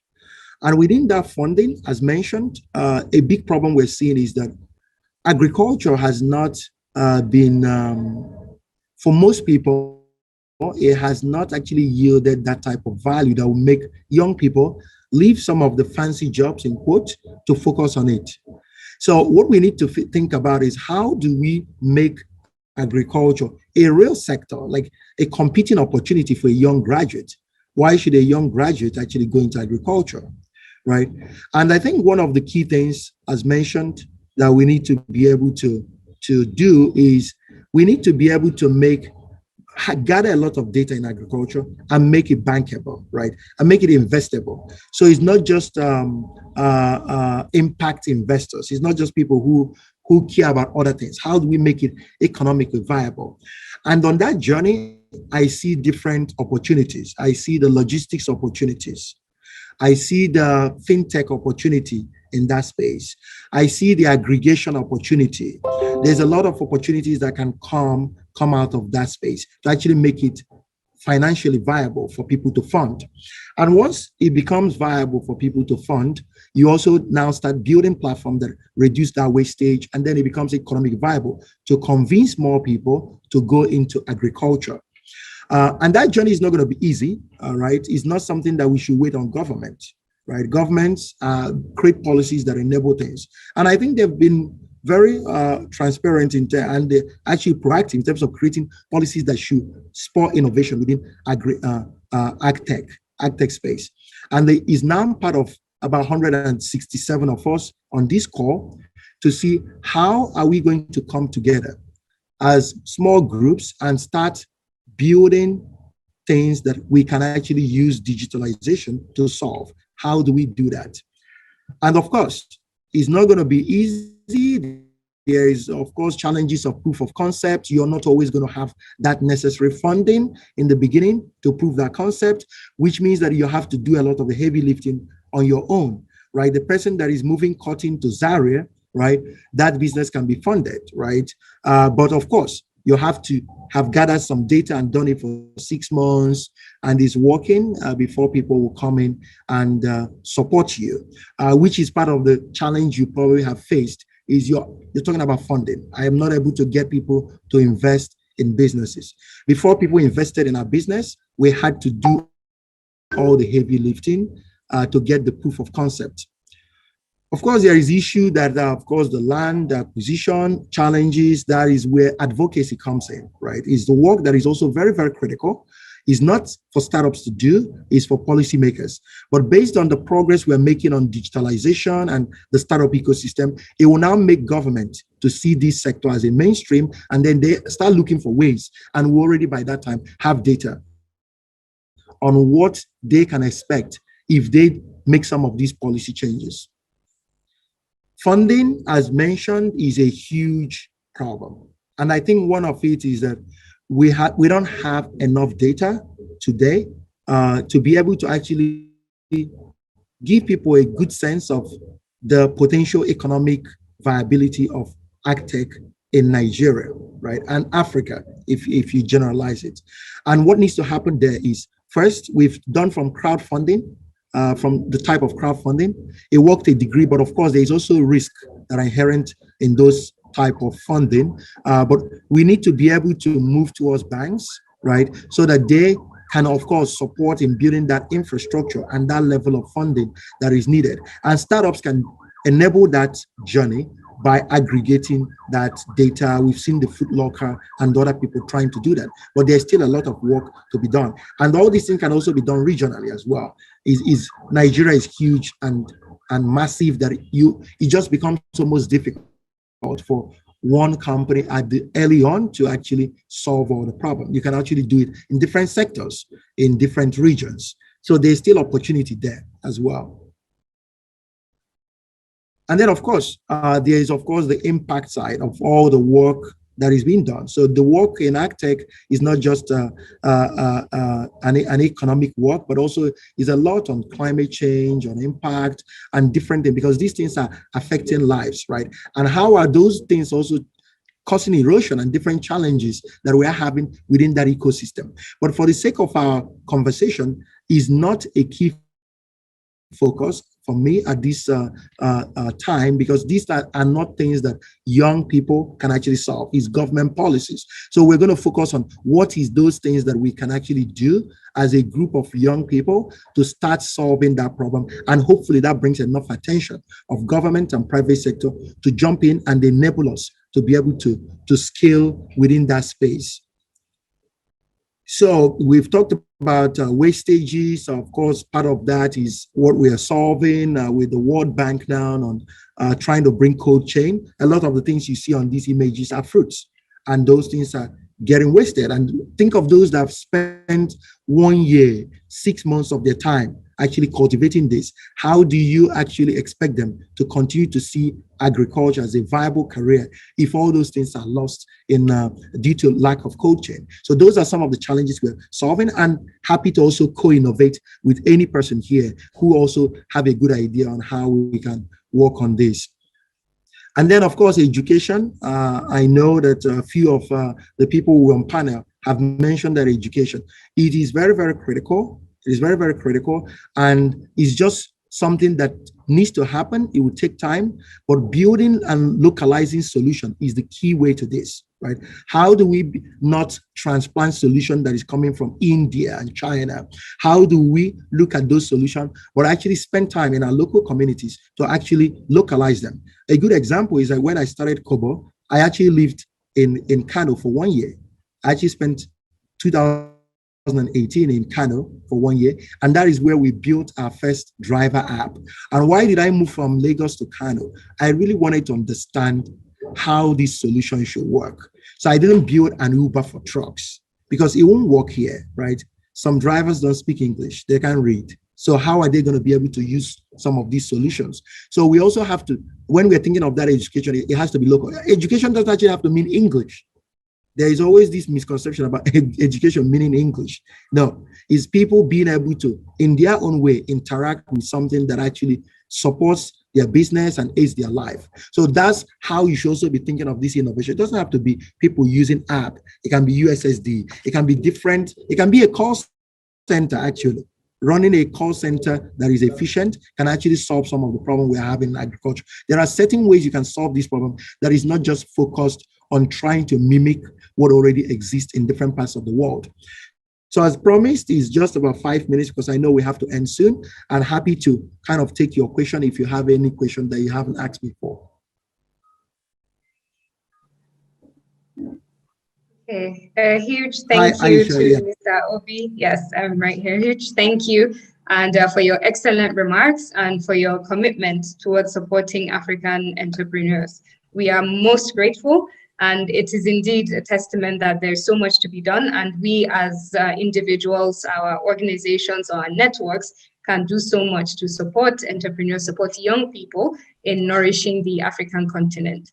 As we have heard, access to funding, access to information, tackling climate change and addressing food wastages are some of the key pain points that youth need to focus on in order to move ahead with transforming Africa's agricultural landscape.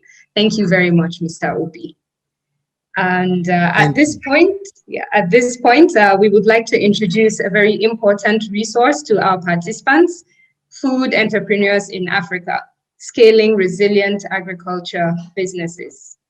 Right up on the screen, this was a book that was authored by our co-founder, Ndidi Oguneli, and was launched earlier this year, actually. It is an absolute must-have for all agripreneurs and inspiring entrepreneurs because it is filled with nuggets of wisdom on how to navigate the agribusiness landscape, especially for SMEs. So please do check it out. And then there is a link there. We would also put that in the chat box where you can actually go and purchase this resource.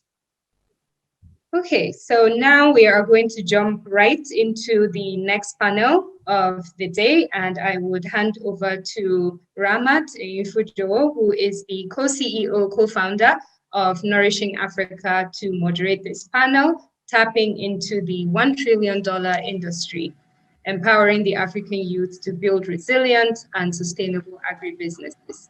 Over to you, Ramat. Thank you so much, Aisha. And I would like to say that it is really a delightful pleasure to be able to moderate this session. And I am really excited to discuss the topic for today. So the topic is tapping into the $1 trillion industry, empowering the African youth to build resilient and sustainable agribusinesses. And I'll start this panel by quoting the president of the African Development Bank, Akinwumi Adesina. He said, "The size of food and agriculture in Africa will rise to $1 trillion by 2030. Yes, you heard that right, $1 trillion. The population of Africa, now at 1.2 billion, will double to 2.5 billion by 2050. These 2.5 billion people must eat, and only through food and agribusiness can this be achieved." End quote. So I would say that this is a huge, huge opportunity for the African youth. To discuss this, we have invited 4 distinguished panelists who are entrepreneurs and experts in the industry, having spent years building profitable and sustainable agribusinesses on the continent. I'll go ahead to read the short bios of our panelists just to give you an idea just how much of experts they are in discussing this topic. And I'll start with Peter Njojo, our co-founder and group CEO at Twiga Foods. A co-founder and group CEO of Twiga, which is a B2B e-commerce industry that focuses on food and grocery in the informal retail. Twiga currently employs 1,000 people and serves 30,000 customers every month. Prior to taking up his role, Peter spent 21 years with Coca-Cola on his last role, being president of the West and Central Africa Business Unit. Peter was also the president of the American Chamber of Commerce in Kenya, a director of the American Business Council in Nigeria, and has been voted among the top 100 young leaders in Africa by Forbes Africa, and top 40 under 40 by the Business Daily in Kenya. Peter holds a Master of Business Administration in Strategic Management, a Bachelor of Science degree in International Business Administration from the U.S. International University in Kenya, and an Executive Leadership Program from the Harvard Business School. Peter, are you with us? Just to say hi before I move on to the person. Hi, Ramat. It's a pleasure being here and looking forward to an enlightening conversation. Awesome. Looking forward to the same. All right. I would move ahead to introduce the next panelists. You can move the slide, please. So I will now introduce Olanrewaju Wilton-Waddell, who is a business thought leader with vast experience in multiple industries across finance, oil and gas, agribusiness, and FMCG. His background is in asset management at Asset Management Corporation of Nigeria and banking at Guarantee Trust Bank. He holds an MBA from the IE Business School. Lanre, are you there? Hi, Ramat. Yes, I'm here. It's a pleasure to be here, and I'm looking forward to engaging. All right.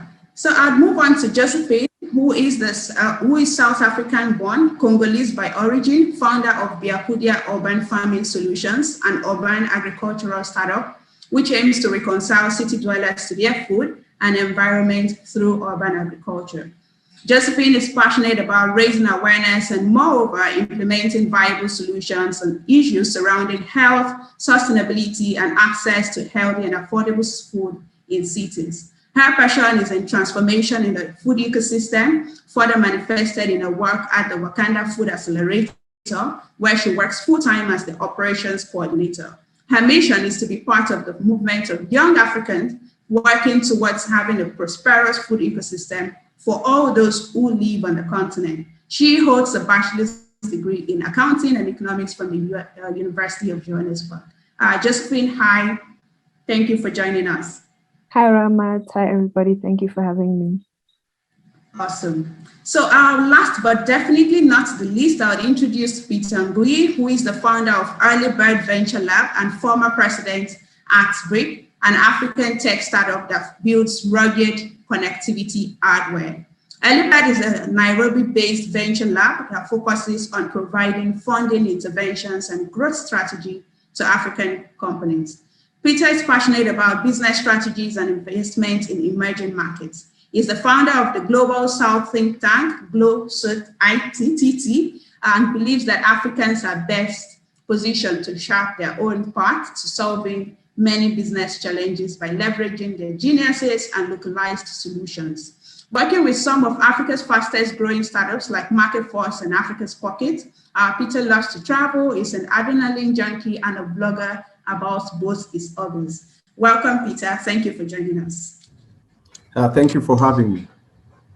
All right. So as you would notice, we have two Peters on this panel. So I would just, say Peter of Trigger Foods and Peter of Early Bird, just so we can distinguish between both of you. So again, I'd say thank you so much to all four panelists for joining this discussion today. And, we will just dive right into the topic of the discussion. Just to remind us all, the topic is tapping into the $1 trillion industry, empowering the African youth to build resilient and sustainable businesses. So I'll start with Peter of Trigger Foods. So I want to talk about foods in particular. How is Trigger Foods helping to transform the food landscape in East Africa? So I'll have us get started on that first. Thank you so much, Ramat. So just to give some context, across the continent, consumers are spending about 50 to 60% of their disposable income on food. Now, just for comparison purposes, this is equivalent to how much consumers were spending in the US in the 1870s. That's about 150 years ago. And when you look at the numbers today, countries like the US now are spending 6.2%. Most of the EU are below 10%. And there's a factor of rising incomes in those countries, but also there's a factor of absolute cost of food. Now, when you look at the continent, at the core of inefficiency in the production of food is what I call a fragmented retail. I think sometimes we look at the farming ecosystem and don't look at the market side in terms of where the problem actually lies. Because of the fragmented retail, it is very, very difficult for you to actually have a commercial investment in food production, dovetailing into that type of ecosystem. For comparison purposes, South Africa, 60% of retail is formal. So you have big supermarkets that account for about 60% of food retail, or let's say retail in total. As a result of that, you've had very efficient farming ecosystems developed to support that retail ecosystem. And today, South Africans spend about 16 to 20% of their disposable income on food, which is about half the rest of the continent. So the key thing is that we need to find ways in which we can leverage technology to aggregate the demand of informal retail, because that's not about to change. And I'll explain why a little bit later. If you look at markets like Nigeria, 98% informal. We look at Kenya, 80% informal. So the small roadside stalls that are selling food are not about to go away. So we need to find ways in which we can leverage technology, aggregate this demand, and start building efficient supply chains that feed into that type of retail ecosystem. Without that, agriculture will then still remain a very, very, what I'd call poorly structured industry, where we're talking about an opportunity of $1 trillion, but we cannot access it. Awesome. Thank you so much for sharing those statistics. And I am a firm believer in statistics helping to inform business decisions. And like you've said, we really need to actually leverage technology to aggregate demand and build efficient supply chains. And based on the work that you have shared and the work that you do at Trigger Foods, what emerging threats are you beginning to see in the African food industry, and how specifically can aspiring young entrepreneurs create opportunities out of these trends? So the thing is that when we look at food, I see three big emerging trends on the continent. The first is a trend around what I call household disposable income. And if you look at household disposable income on a per capita basis, what's happening on the continent is that if you look at it in terms of nominal terms, the trend is somewhat flattish to very, very low single-digit growth, maybe over the next 5 to 10 years. But when you adjust it for inflation, it's actually negative, which means that a household that is spending maybe 1,000 naira to buy a certain amount of goods today in Lagos will not be able to buy the same amount of goods with 1,000 naira in a year's time. And I think we're all living through that reality where the price of everything is going up. So one of the things that we're seeing is that households will actually be stressed for affordability. And what we will see in that type of scenario is that brands, especially in the food space, might become less relevant as people become more price sensitive. And there will be a bigger opportunity for us to be more efficient in terms of how we farm and how we pass on some of those benefits to consumers so that they're able to meet their daily requirements. So, and I think that's a big, big macro trend that we're seeing coming through, and especially with COVID that has disrupted household incomes. This is bound to accelerate in the next couple of years because, yes, now we're dealing with a disease. In the next couple of years, we'll be dealing with the consequences of a pandemic. The second thing that we're seeing coming through is that Africa is urbanizing at close to 2x the rate of population growth, which means that the number of people moving to urban areas is significantly more than the general population growth. Now, countries like West Africa are very, very urbanized, about 50% urbanized, and that's still continuing to grow. But when you move to the east coast of the continent, about 25 to 30% urbanized and continuing to grow. Now, when you have this rate of urbanization, what we're seeing is that government infrastructure is not keeping up with the rate of population growth in the cities. And what is bound to happen is that we will see an increase in informal settlements, and we will also see an increase in informal retail. So as I mentioned, informal retail is not about to go away. If you look at, for example, Nigeria, ShopRite just closed its doors. So which means that right now you actually don't have a major supermarket chain in a market like Nigeria, which is the largest economy on the continent. So when you start looking at it from that perspective, this is a mega trend that is bound to continue in sub-Saharan Africa. The third thing that I find very, very interesting on the continent is that telcos are actually facing a significant amount of competition from applications like WhatsApp. So we're seeing an erosion in voice revenues and SMS revenues. So most of the telcos are actually upgrading their infrastructure to ensure that they're able to offer data services. But the consequence of this is that a significant number of people will be pushed from feature phones to smartphones in about a 12 to 18-month period. And what you will have is a significant increase in mobile internet penetration across the continent happening at the same time. So what this tells me is that there's an opportunity in production of food and producing it efficiently. There's an opportunity to focus in the urban areas because that's where the issue is bound to be most dire. And the third thing is that there's an opportunity to ensure that you're able to leverage technology in delivering this proposition because internet penetration is about to explode across the continent. That is simply amazing. I mean, even standing from here, you've really blown my mind away with these three opportunities. And, you know, just to recap what you said, you've mentioned the opportunity linked closely with the trend around the disposable income and how youth can actually, you know, leverage on this price sensitivities, also on the movement of people to the urban areas. And I actually just wanted to mention that now I believe this is one of the solutions that Josephine in particular is trying to, you know, profile forward in terms of the Biakudia company that is, you know, creating urban farms. I'll come to Josephine very soon so that she can tell us more about this. And you've mentioned the whole trend around the mobile phones and the telco infrastructure. And thank you so much for mentioning all of that. And, you know, one thing I have seen when you're sharing all of these ideas is that, you know, creating these big, bold ideas is really one thing. And then running with the ideas over the long term is another.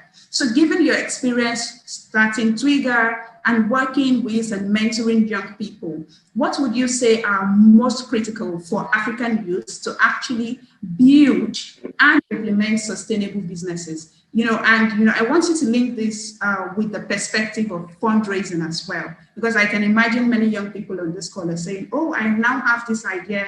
Peter of Twiga is talking about this and this, but I don't have money to start a business. And, so I want you to help us link all of those together. Thank you. Thank you so much, Ramat. I strongly believe that every journey starts with a single step. So one of the things that I normally find is that, especially when you're starting a business, is have a clear understanding of a problem that you're trying to solve. Because agri is a very, very wide space. And I was kind of just listening to Obi share a little bit about the agri opportunity, talking about logistics to aggregation. So when you're talking about agri, it's a very, very wide area. So the key thing is that, pick an area that is an area that you have a good understanding of, and essentially is really, really scoped out. Because when you start a business, and especially if you have a very, very wide scope, chances are then you get overwhelmed and then there's so many things coming at you from all directions. So that's the first thing. The second thing is that once you identify the small area, then have a bold vision.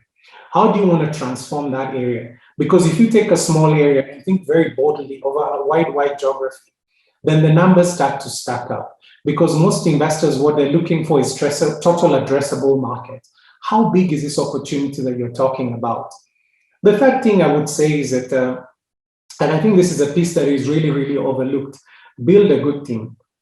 Now, at times, people are like, how do I build a good team if I don't even have the money to start with? And that's why you find that many startups have co-founders. And the whole idea around having a co-founder is actually going and finding somebody who's like-minded, who complements a skill that you do not have. Because at the end of the day, yes, you're the sponsor for the vision, but at the end of the day, you need people who are able to execute that vision. So in the case of Twiga, I had to get a co-founder, and I also have a management team that I also consider my fellow co-founders. And the whole idea is that I had to then bring on board people who would then take on equity. And this is very, very important. Who would then take on equity as part of their compensation. Because in the early days, you cannot afford competitive salaries vis-a-vis the market. You have to find other ways in which you're able to attract talent and inspire that talent to execute against the vision that you set out to achieve. Then the fourth thing that I would then say is that you need to start small and have small wins. As Obi mentioned, he lived in Kano, and I know Obi very well. He lived in Kano for a whole year as he was setting out Kobo 360. The key thing is that you need to find a way to start very, very small, have small wins, and document these small wins, which actually prove that your business model is working. Then the last thing that is very, very important, I think this is a piece that many people kind of don't connect. Tell your story. Find a way to tell your story in a way that is compelling, because it is all about storytelling. When somebody is sitting in San Francisco, when somebody is sitting in New York, somebody is sitting in London, they've not been to Kano, they've not been to Ibadan, they've not been to Nairobi, they've not been to any of these places. So the key thing is that the only way you can capture the imagination is how well you're able to tell the story, articulating the opportunity, the total addressable market, the team that you've built to execute against the vision, the small wins that you have, and essentially what it is that you need to be successful. And when you're able to put all this together, what you find is that there will be people who will be willing to listen to you.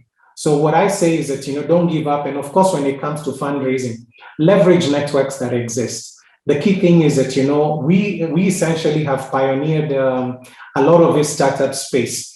We're willing to provide mentorship or even point you in the right direction when it comes to fundraising, the type of investment that you're seeking. And by leveraging this ecosystem, GB over Flutterwave does it very well. Kobo, Obi does it very well. We're trying to do the same thing here in East Africa. And once we create this ecosystem of founders, the whole idea is how do we then ensure that we're also creating a vibrant ecosystem that actually is able to fund startups. But the most important thing is that do your homework. Because at the end of the day, if you don't do your homework and your idea is not well cooked, then that essentially also compromises your ability to succeed. Thank you so much, Peter. Those are really amazing. And I would just dwell on three things that you've said in terms of one, bringing in the human capacity that would help, with the expertise as well as the fundraising, starting small, really critical. Thank you for sharing that. And also to tell your story as you go along your journey. Thank you so much for sharing that. I want to go to Josephine now. I'll come back to you, Peter, for one quick final question. But really quickly moving on to Josephine.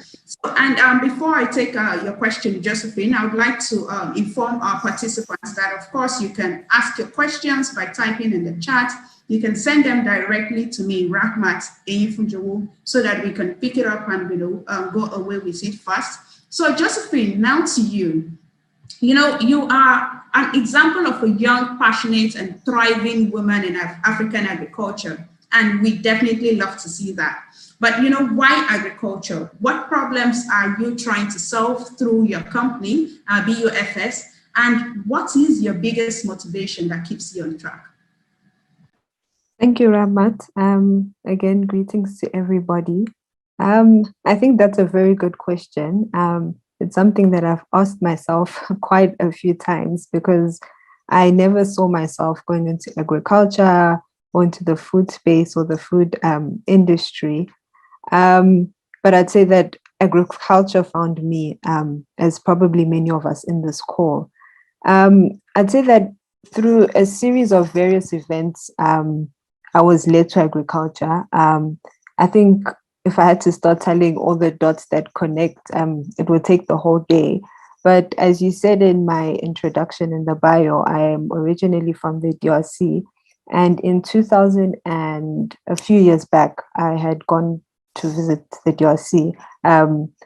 And someone had taken me to a farm. And, I think from there, that was probably the catalyst as to, how much resources we have in Africa. And, I started doing my research and I started reading.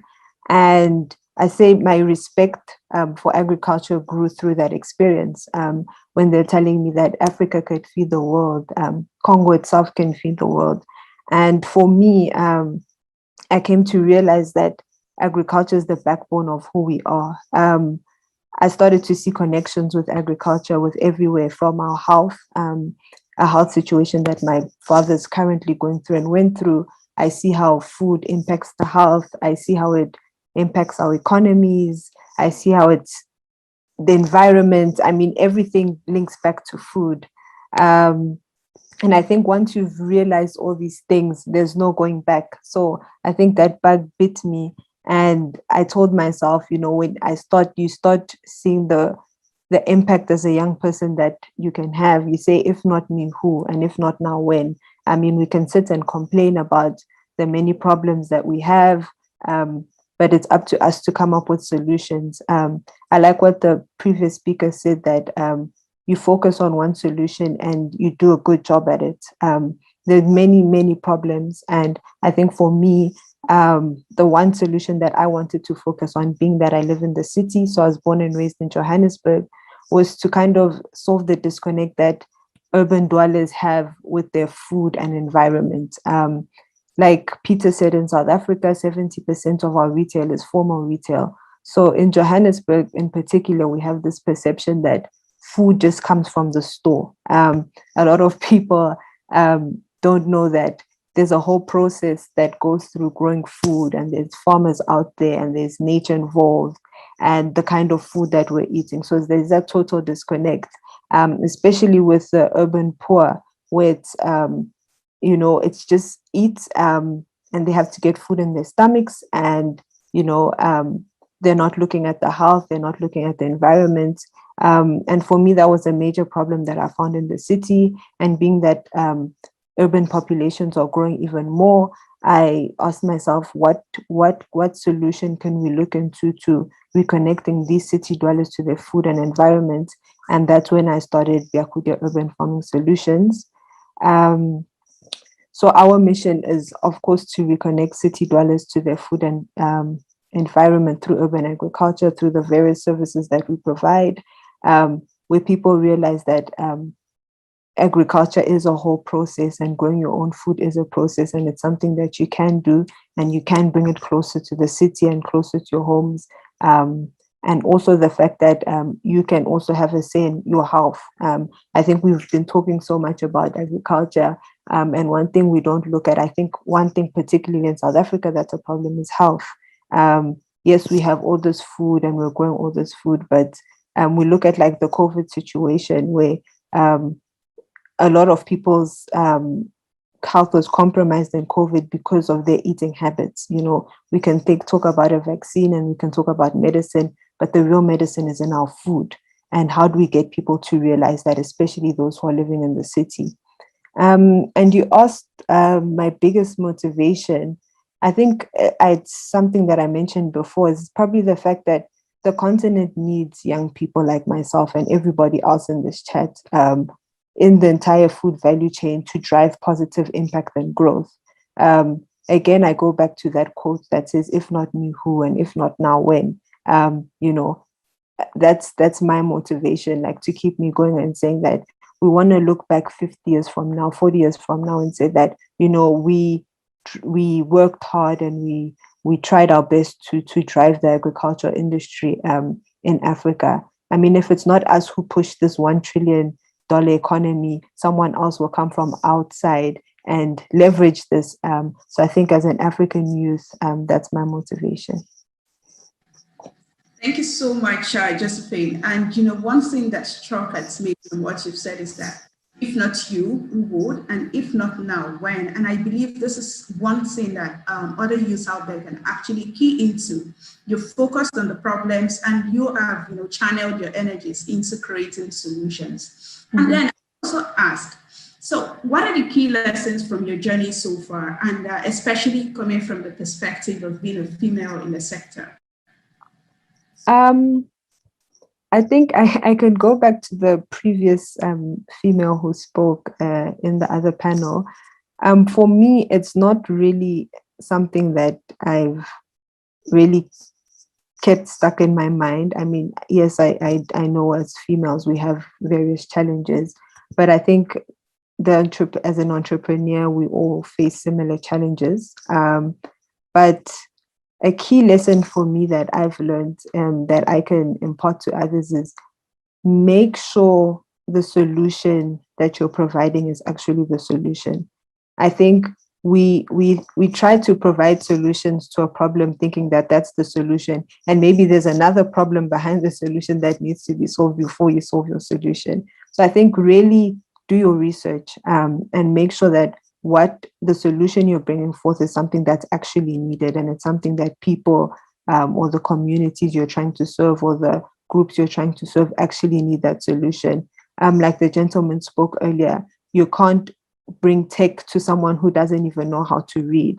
So that's a big lesson for me, is making sure that I understand the solution and I understand it from the point of the problem, from the person who has a problem, and then bring your solution. And then another key lesson for me is perseverance. I think that it's easy to start something, but to keep going when the chips are down and when things are tough and there's no business and there's so much things against you. And I think as an African entrepreneur, like that's almost every day. I think perseverance is important. It's very, very important. If you know that you're solving the right solution and you know that it's needed, just persevere and eventually things do get better. Thank you so much, Josephine. In the interest of time, I would quickly move on to Lanre of Dilo Foods, and I would circle back for one final question. So Lanre, I understand that you do not have a background in agriculture, but here you are, you've launched Dilo Foods. And so I want to ask a couple of questions. I'll just shoot them out at you for our young people out there who also, do not have this kind of background and are looking to venture into agribusiness and tap into this $1 trillion industry. So, what inspired you to venture into agribusiness as an entrepreneur? And the second question would really be, what were your expectations at the beginning and what are the experiences so far? And did the two actually match up? And another one I would want you to address while you're at it is, what are the plans for Dilo Foods, and how is your company working towards achieving these plans in the short to mid-term? All right, thank you very much, Ramat. Very interesting question you asked. I get that question a lot because my background was more in finance and asset management, like you mentioned earlier. But I will say one word, literally how I got into agribusiness is sustainability, right? At the beginning of this panel discussion, you also spoke about, you quoted the words of Professor Adeshino about how in Africa, the population is going to double by 2050, and these people have to eat, right? And for me, that was the beginning of my sojourn into agribusiness, just looking for solutions and trying to feed people because all these people have to eat. Now, having said that, I would use this opportunity to also implore and encourage anyone who is interested in the agribusiness. It can be daunting, it can be tough, but I would say now is time to start. Now is time to start. People have to eat. So please, there's enough space for everyone. If you can come in with innovative products, whatever space you want to, like Peter said, there's so many parts of this whole industry. So you just have to find which one works for you and what problem you're trying to solve and work with your solution. Question about how the journey has been so far and the experiences meet up with the expectations. Well, I would say initially, definitely not. When we started off, I would say it's been a roller coaster of emotions, right? When we started off, the first thing that really hit us was getting the approved government regulation to start. Like in Nigeria, we call it the NAFDAC certificate. And you can imagine having everything up and running. You have your equipment, you've made you've secured investment, you have your human capital, everything was ready to go. And it took us another about, I think, 13 months to get our approval to start. That also, at first was quite a daunting and very discouraging thing. And I would implore anyone who, and I also say that anyone who is interested in going into this should, especially the processing side, because we're in the processing side, to be able to be ready for such uphill tasks as to the NAFDAC, getting your NAFDAC certification. So the next thing also, right, that we found out when we started was the issue of, like everyone has spoken, especially Peter spoke about, the lack of a better word to use, I would say the fact that the whole value chain of the ecosystem in agribusiness, especially in Nigeria, is very crude and very informal. When we started, we found that out. Like Peter had said before, the market is 98% informal. That's when it comes to the distribution channels. Even sourcing your raw materials is very informal and very fragmented. And you have the operations of people like the middlemen who also affect the whole prices and everything.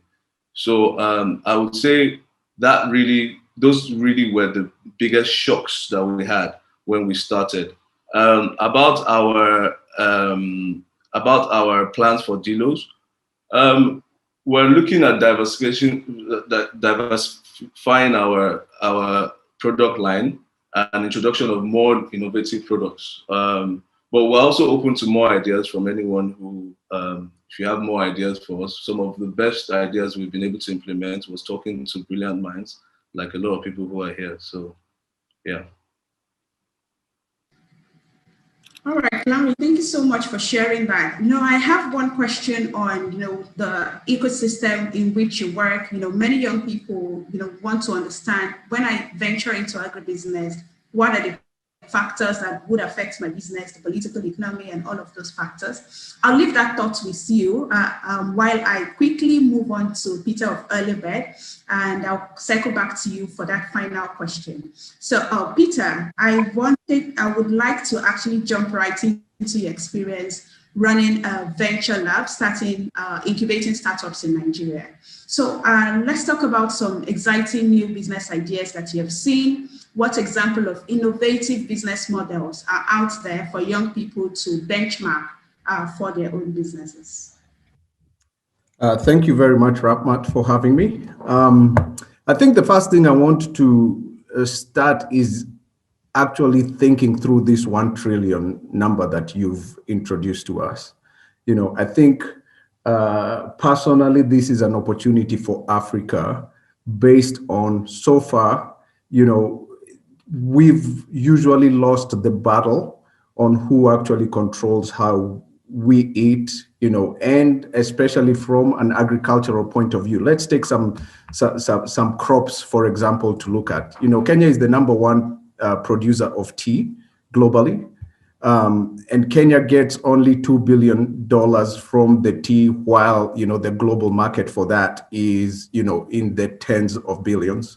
If we look at rubber, for example, it's a $200 billion market, which only maybe 3 billion goes to Africa. Josephine has said something that I believe, like Congo alone, DRC can feed, you know, the whole entire continent. You know, so I think what I am liking to see, what I am enjoying seeing is the innovation that comes from the people who are sitting in this room today. You know, whether you're talking about Obi, Landry, Josephine, Peter, the way to feed Africa and the way to actually move the money from going to the global West back to Africa is through technology. And I think the people who you've been talking today can be good benchmarks for how to do it. Now, how to move how I would look at it is who's the best benchmark person in every segment. You know, when you look at logistics, you say, okay, I'm going to look at Kobo. When you look at distribution, I'm going to look at Twiga. When you look at, you know, value addition, I'm going to look towards Lanre. So I think Africans have what it needs to completely benchmark from their own. The last thing I'm going to say on benchmarking, as Peter said, you know, you have big supermarket of big supply chain companies that are closing down. We saw that in Nigeria. Nakumat did the same thing in Kenya. The genius on how to feed Africa and how to move food, how to value add is probably going to stand in the hands of the youth who are in this meeting today. I think that's how I would look at it. Thank you so much, Peter, for saying that we have to look inwards to benchmark, you know, our own industry. And I love that you've mentioned that. So another thing I wanted to ask is, you know, if you look at the successful startups that you have worked with, and you've also, you know, sort of brought everybody else who are on this panel into the mix. So if you look at all of these successful startups that you've worked with versus the not so successful ones, what would you say are the differentiating factors? Thank you for that question. That's a really good question. I'll go back to, to the people who've been speaking. I think they've already said a few things, yeah? So the first thing is, you know, Wangari Maathai, who was the Nobel laureate from Kenya, always used to say, if you want to move faster, you know, go alone. If you want to move further, you know, go together, right? So that the first thing I would want to see is, of the 200 people here, everyone should ask themselves, who is going on this journey with me, right? And we have to do the journey together as an African continent. The first thing I would do is figure out who are our mentors. The good thing is, from the last 20 years, we've had really, really exciting people who've gone ahead of us, right? For the younger companies, they wouldn't be raising as much money right now, as we're saying, because the continent keeps doubling how much money we raise almost by the year. That will not happen if we do not have the Kobos, the Twigas, you know, the Flutterwaves, the Paystacks to lead us to where we need to go, right? So first of all, we need to pay respect to people who've gone there ahead of us and use them as benchmark and mentors for our companies. The second thing I would say is, make sure as you're going on the journey, find somebody to go with you. Very few. So I am a farmer's kid. My mom was a chicken farmer and she was a big farmer, right? And my dad was a dairy farmer. But their companies were never intended to be global companies or even continental companies because they did it by themselves. If they found co-founders and other people to join the journey with them, they probably would have done 1,000 times more than they were able to do. So every young person, including myself, should ask who is going on this journey with me from day one, and keep building that that ecosystem to deliver results. The second thing is traction. And I think what Josephine was saying is really important. Make sure that whatever it is you're tackling, you're able to look at it from a point of, can I provide value to the customers, and can I provide value to the continent? Do I have information and the genius to start tackling this problem, right? If you look at all the companies, all the people who've pitched here, they've been able to figure out what's the little part of this that I can solve. Now, Peter was saying, just start with small steps. I really believe in that. But on the flip side, we really need to be able to start building global companies, right? The problem is big enough. The money is there, right? So I'm a recovering capitalist. I always look at the size of the problem, and it's $1 trillion problem. If we don't do it right, or if we don't do it fast enough, if we don't solve it ourselves, I promise you that there are going to be people all over the world who are willing to come and take that, which they've done, again, with rubber, with cocoa, with tea. So we need to start being leaders, thought leaders, and forerunners in how we solve our problems. So those are two things. Simply, your team needs to be really strong, and your traction needs to look a certain way to be able to solve these problems. Thank you so much for mentioning all of those. And I would come back to you for some, particular solutions when it comes to the financing aspect, especially given your work. But I want to go back to Peter. In fact, I want to go back to all of the speakers just for one more question. And I would like to say that we will take some to answer direct questions from participants. So please send your questions to me so that we can address them. And so going back to Peter of Twiga Foods, my question, under 1 minute, really, I would like us to take this super fast, is that, you went from a corporate job to build Twiga Foods. And first I wanted to ask, for the sake of our young people out there, has it been worth it? And on the heels of that, I want to know what are the highs and lows from your experience that our young aspiring entrepreneurs can draw from your journey to shape their own journey.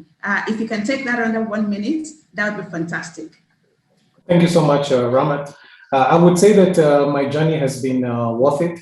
When I started Twiga, I had to sell my matrimonial home. My wife and I had to sell our matrimonial home to actually finance a business. So sometimes we see success in many years later and not understanding that the journey and in the initial days is normally very, very difficult when no one believes your story. So my high was actually securing Goldman Sachs funding.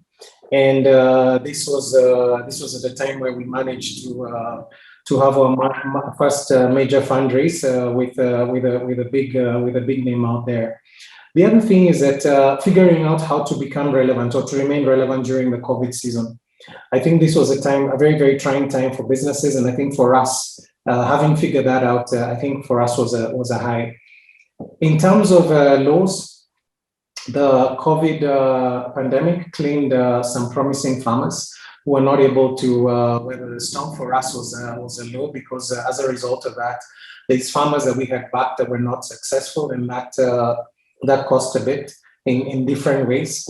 And the last thing I would say in terms of a low is unlearning what I thought would work in a startup, having spent 21 years in Coca-Cola, and where you're trying things and things just simply don't work because you need a different set of tools and solutions to solve those types of problems to ensure that you remain relevant to your customers. So I would say that in summary would be my highs and lows. Thank you so much, Peter, for sharing that journey with us. I mean, it couldn't have been easy. My eyes popped when you said you had to sell your home to build a company. And I hope that's really a lesson for all of us out there, really. Thank you so much. I'll move quickly to Josephine now. And, Josephine, when it comes to the available structures of support, the resources out there that you have possibly leveraged to build yourself, to build your capacity and your business. What would you recommend for young entrepreneurs out there across Africa to explore, to build their own capacity and build their agribusinesses? I think for me, in a minute, I'd say find your tribe. So by tribe, I mean many like community type organizations, like Nourishing Africa, I think is a good example of like-minded people, mission-driven, with the same goal and the same mission, who provide opportunities and a network and a community out there. I think that's very important. As many of the speakers spoke about, having a team and having a co-founder and having a community of people you work with is very important. I think you can find it's technology has made it so easy for us. So again, like I give the example of Nourishing Africa. I mean, it's a platform that could be leveraged. I mean, you guys have done a wonderful job finding entrepreneurs across the continent, finding resources on funding. Even sometimes I go there and I see the courses that you provide. I think there are many opportunities out there. It's just up to us to look. And when you do find it, make sure that you leverage it to your full advantage, because there are many people out there who are willing to help and who are willing to partner. So yeah, that's my minute. Awesome, Josephine. Thank you so much for mentioning Nourishing Africa. So I would implore, like you've said, I would implore everybody to really explore the website, www.nourishingafrica.com, for a host of lots of resources to build their businesses. Really appreciate that. I would move very swiftly now to Lanre for your insights on the agribusiness ecosystem in Nigeria. And of course, if we can expand that to Africa, to the whole of Africa, fantastic. So what impact have the various factors around your business ecosystem? What are the impacts on your business operations? And how have you been able to navigate the ecosystem and build your business? Right. So the first thing I would like to say about this is I generally believe that agribusinesses are the front line of the reflection of states of a lot of African countries, right? Like we discussed earlier, like Peter had said earlier, most of the African countries spend a bulk of, most households in the African countries spend a bulk of their income on food and other consumables. I would say in Nigeria, especially coming back down to Nigeria, it's not with a lot of challenges, right? Running agribusiness, especially for us, is we do more of like processing and manufacturing. I would say it's like everyone would know, that kind of business is very capital intensive, and funding and access to funding, the right funding, not just funding, the right funding, long-term cheap funding is, like we all know in Nigeria, is almost impossible. But we've been able to find some ways to tackle that issue. Also, very importantly, is the constant increase in cost of raw materials. Like I said in the last question, activities of people like middlemen also will hoard some of these raw materials, and then lack of access, direct access to the farmers also, because of the issue of the whole system, the whole ecosystem is in fragments. Also increases the price and also makes us have quite a big issue of getting the raw materials. Let's take, for example, one of our product lines, in the last 1 year, the prices of the raw materials have increased over 150%. How are you supposed to compete while still trying to make enough margin to satisfy your stakeholders? I would say it's one of the major issues that we have in food production generally in Nigeria. And then, you don't want to go into the issues of, the dwindling, the devaluation of our currency here in Nigeria, which will affect your packaging and also all the other raw materials that you use. So I believe that generally, even with the government policies, government should create more conducive policies that that would create a conducive environment for people to thrive. I believe in Nigeria here, there's so many people, so many young people who have amazing ideas. Once you sit down and you engage with them, they're hardworking, they have so many ideas, but I feel like we have to just have a conducive environment. I don't have enough time to go into step by step all the different issues we've had with setting up our production plant and everything, but I understand that there's so many people who want to do this, but when I sit down and engage them and I tell them so many things, can be very discouraging. About how we've been able to navigate through the ecosystem, I'll say you cannot overemphasize the importance of a good team. And when I say a team, I'm not just talking about people who work directly with us in the company. We talk about even the whole supply chain, right? People who, all the way from our suppliers of raw materials, all the way down to our distributors.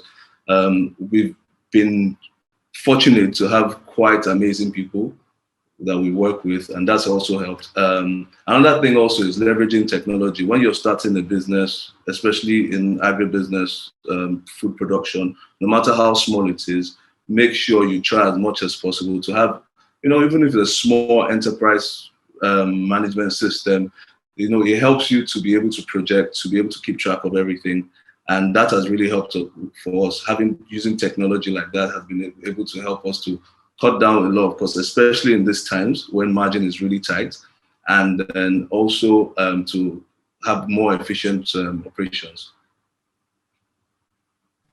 Thank you so much, Larry, for sharing those. In the interest of time, I would now move finally to Peter. And I would like to end this panel discussion talking about money, very important for us youth, So what are the funding mechanisms that young people can explore to launch and accelerate their startup in less than 60 seconds?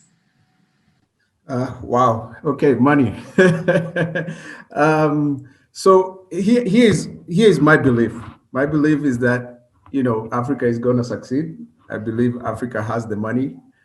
We just need to move the money from some other continents back home, right? So the people who are succeeding, from what I'm hearing Josephine, Landry, and Peter talking about, is teams that know that this is going to be difficult, but everyone is always thinking out the box, right? So the first thing I'll do as a young person, if I'm super young and I'm just getting into this, one, I would figure out mentorship, right? And my networks. So I probably would go and try and figure out, okay, Landry, can I work with you guys for 3 months? Even if I'm working for free, I need to figure out how to do value addition. And can I go to Josephine and figure out something, about foods, to Peter and figure out distribution, right? I would be really, really hungry for education, because we can't conquer a $1 trillion market by not being super, super smart. And this is why I think, African, Nourishing Africa comes in, to integrate these kinds of brains and bring us together. That's the first thing.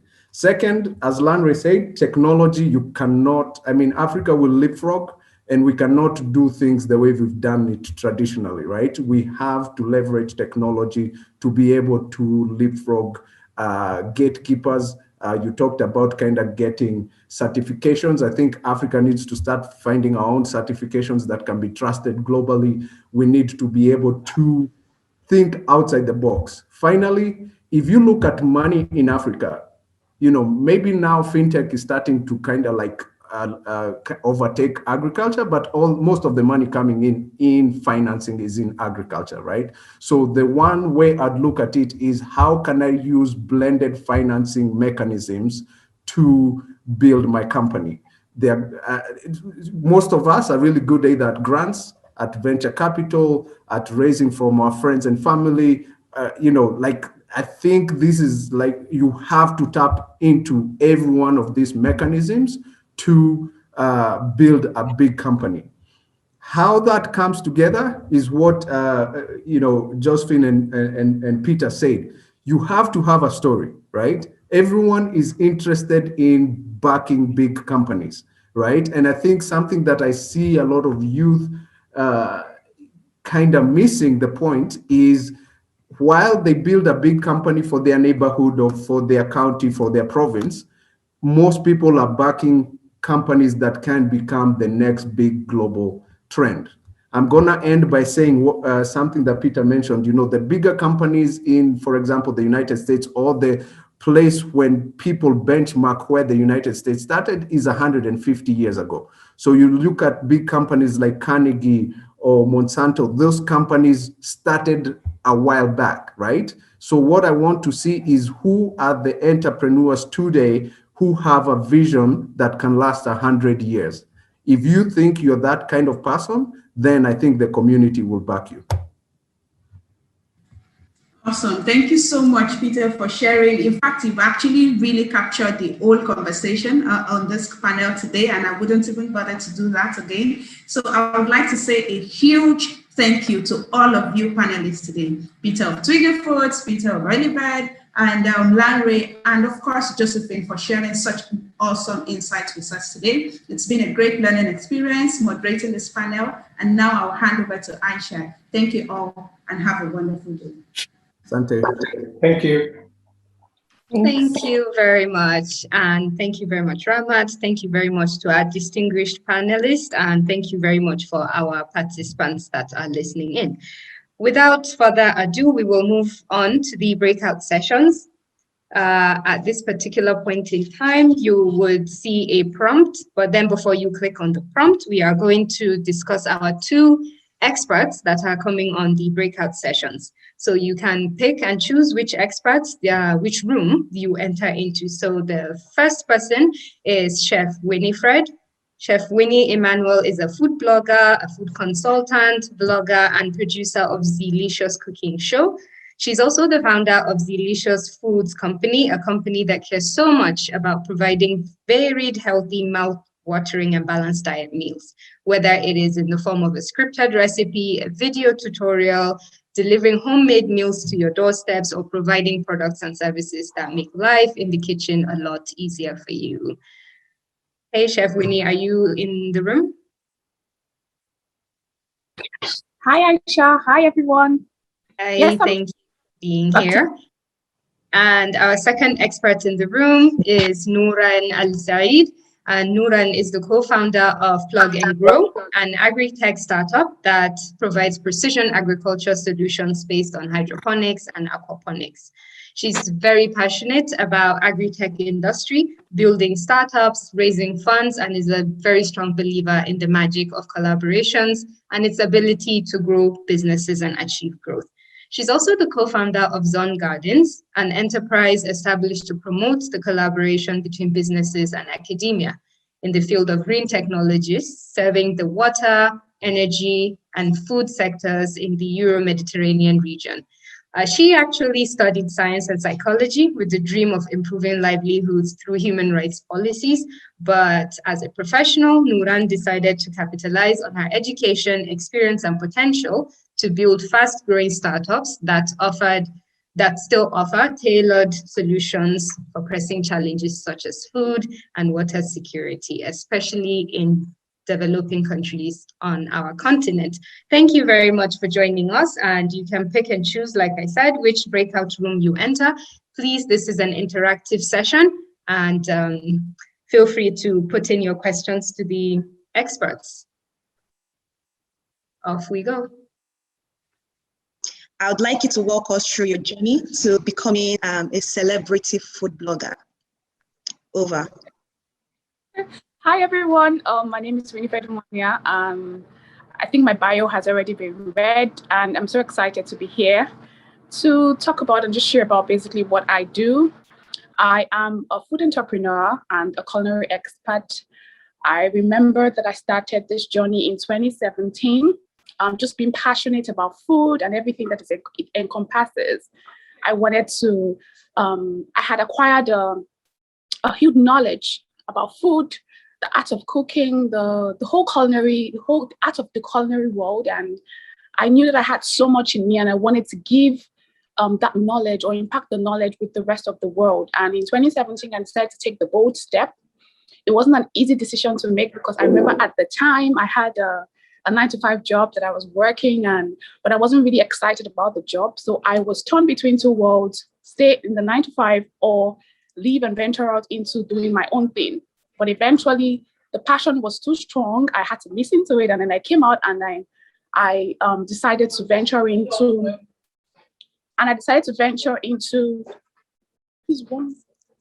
sorry guys. And I decided to venture into sharing my knowledge with the rest of the world. When I first started, I didn't know which way or where I was going or what direction I was going. I just knew that I wanted to do this thing. Thankfully, I started with the first step of sharing my recipes on social media, and a lot of people warmed themselves up with it. I found that a lot of people were really excited about me sharing my recipes, and I'm like, okay, I think I need to take this to the next level. Then we started producing the videos, showing people actually how these things are done in the kitchen. And that's where the Delicious Cooking series came about. And from there, we moved on to, I remember we started putting the videos on YouTube. Now we moved on to putting the content on TV. And everything is just blossoming into something very beautiful that I really never envisioned at this short while, but I started it. I've made so much progress from not just having the TV, the videos put out online and on TV. I currently have my first cookbook, which is going to be published in a couple of months, where people can also get access to my recipes. So the whole idea was just to have my recipes out there in public, show people how to cook, and let people know that cooking is not a daunting task. And from just being passionate about cooking, I was able to master the business part of things, and I'm able to make a living from the passion of cooking. Thank you very much, Winnie. That sounds very interesting. Group of founders. And together we established Agrimatic. Agrimatic was and still is the largest aquaponics farm in the MEA region. We believe that soilless agriculture in general is one of the solutions that can be intrinsic or vital in resolving or improving and developing the agriculture sector, and specifically in light of the water and climate challenges we're facing. And we started building up Agrimatic as a leader in this technology by trying to localize and optimize this technology for local use. Of course, if you are familiar with soilless agriculture, you will know that it's a very expensive technology. So applying this on a large scale would be very capital intensive and very challenging to apply on a large scale. So this is what we started working on. We started gathering a team from some of the best experts out there in the region in the different specialties, and we started localizing the technology, as I was saying. We wanted to focus on aquaponics because of the nature of inclusion of agriculture and aquaculture. It's completely natural, it's a closed system. Economically, it sounded like the most viable option to go forward to, and that's exactly what we started doing. Going down that road, actually, our target from the beginning was to work on the technology and not be a producer per se. So in 2019, we started seeing that the market has actually matured. We started Agrimatic in 2015. In 2019, we have started seeing a lot of appetite for growers and businesses to start moving towards this technology for the different benefits it provides, whether it was productivity, whether it was all year round production, whether it was out of season production, whether it was water savings, fertilizer savings, everything. So we established Plug and Grow as a specialized provider for the technology, proprietary technology that is tailored and designed specifically for the African and Middle Eastern regions to cater for the climate and economic requirements. So this is basically what we do. Plug and Grow at the end of the day hopes to make or help growers make agriculture more profitable. I'm sure you're all familiar that growers mostly are not the highest beneficiaries in the agricultural production cycle, more or less, or chain. So we're trying to kind of balance that out by providing solutions for growers that help them improve their profitability, improve their business, and scale it in a fast and strong way, dependent on new technologies that are out there, that are available to facilitate the process, that are help us overcome a lot of challenges, and so on. So that's in a nutshell what we do.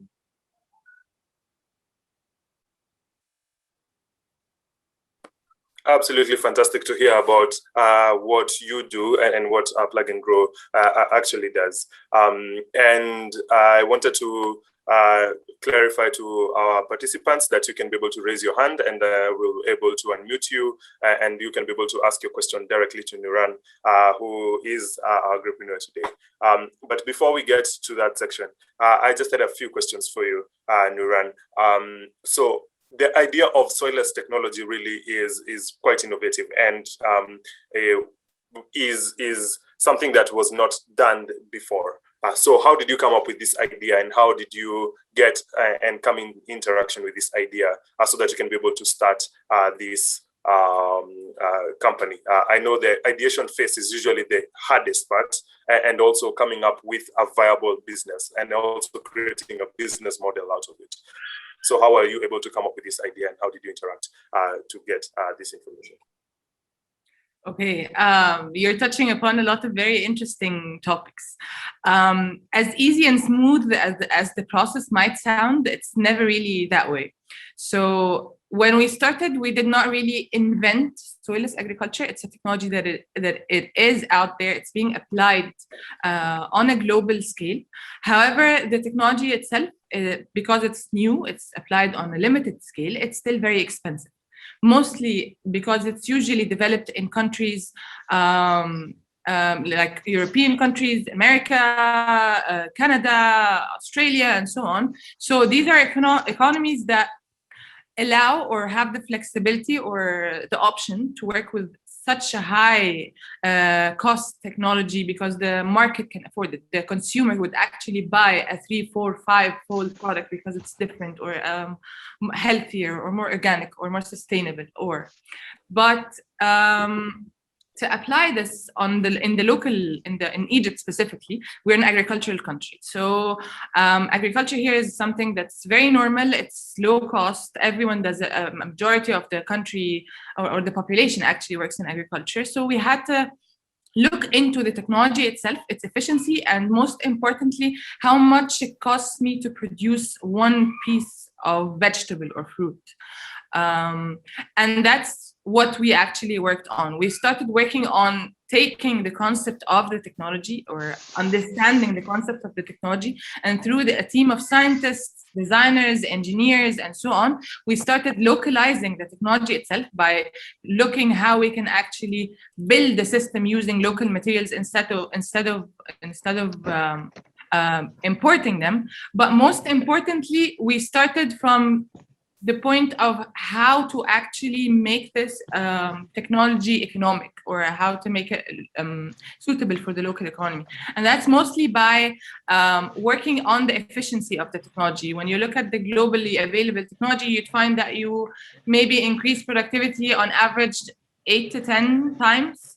And that's part of why the technology is too expensive. So what we started working on is focusing on two factors. Factor number one is starting big from the beginning, so that we're building large-scale facilities, depending on economies of scale, so that we can actually start from a relatively economic point that we can then work down through the process. So first step was for us to start on a commercial scale. The very, very first facility we established was a 1-acre facility. That's 4,200 meters square facility. That's usually a very big size to start with. However, this was an essential part of how this technology starts becoming a little bit more affordable. The second part we started focusing on is, as I was saying, we gathered a team of scientists, researchers, engineers, designers, and so on, so that we start working on the engineering of the technology itself, how to make it more efficient when it comes to the productivity, when it comes to the resources, and most importantly, how it comes to the cost. To finance all of this, we started building a very small pilot, depending on our finances, our family and friends, as per usual. We started doing trial and errors with a lot of problems. We did a lot of mistakes. We did a lot of things we shouldn't have we're not supposed to do, and so on. But along the way, we started developing and optimizing our business model.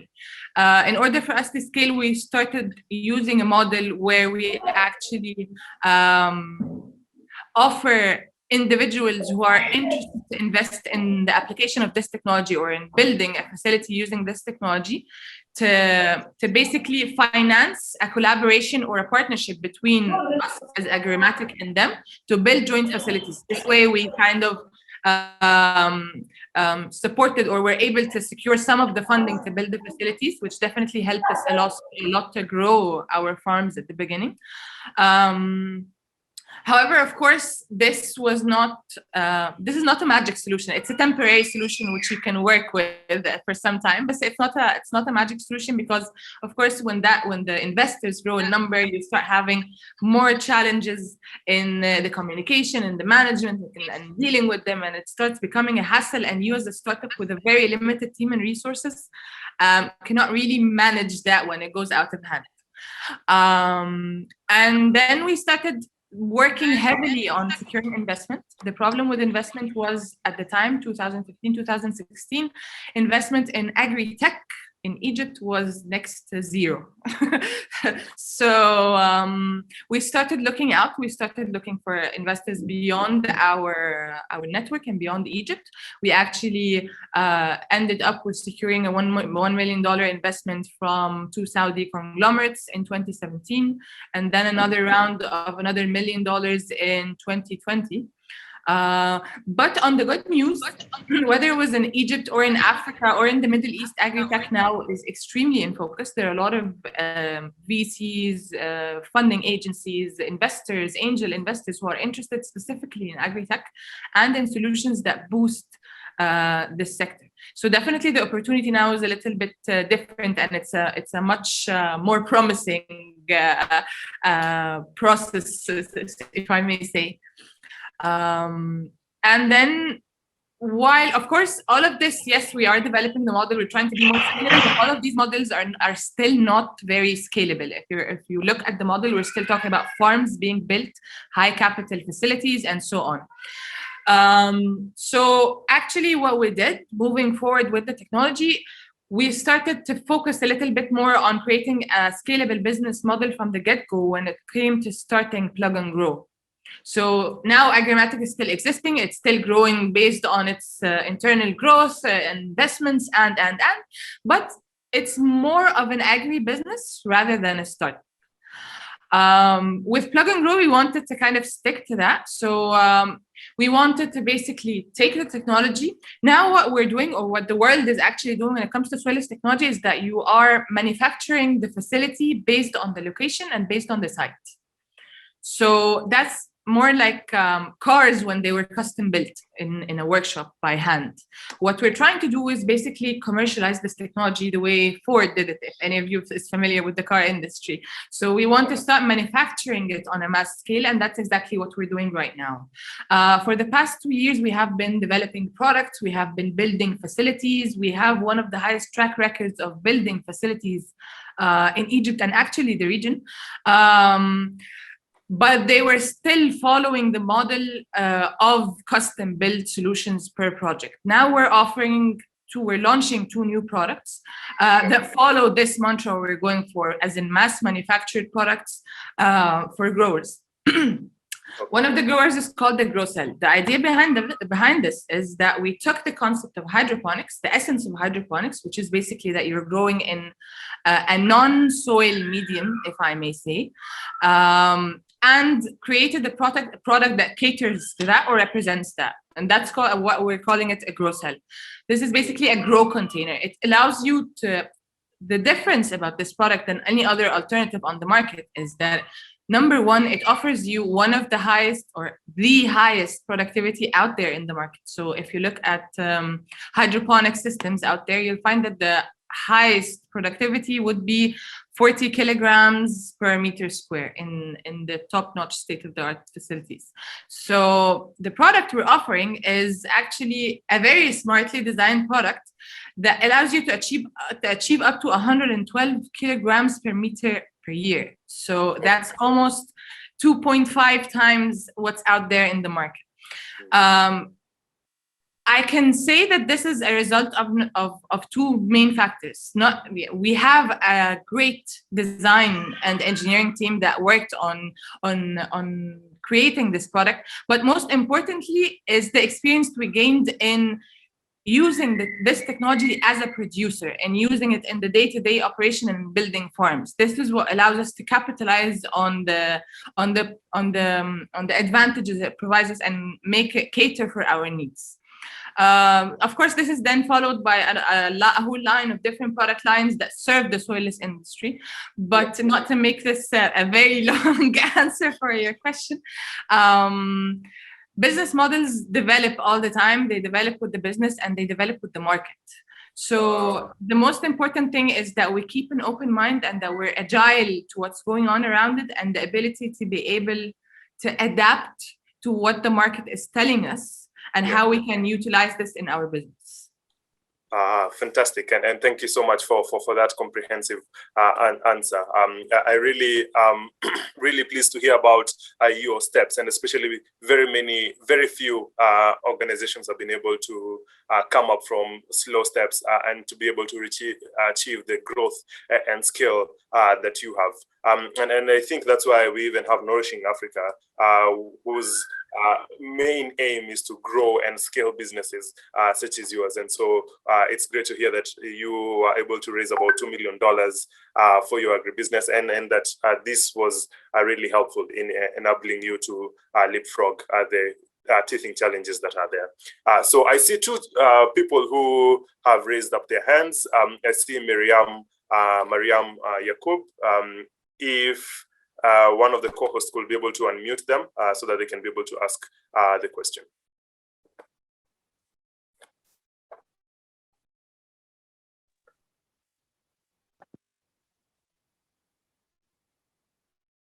Hello, I have a question for Nora. Please go ahead. Okay. We can have Muhyiddin go first as we wait for Mariam to unmute herself. Okay, Muhyiddin, you can go.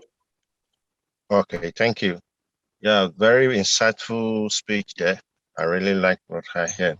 Now, this is what brings me to, because this is exactly the kind of problem we face. We're trying to do on greenhouse and hydroponics. So I wanted to know, maybe you already have that kind of problem, or you have even solved it.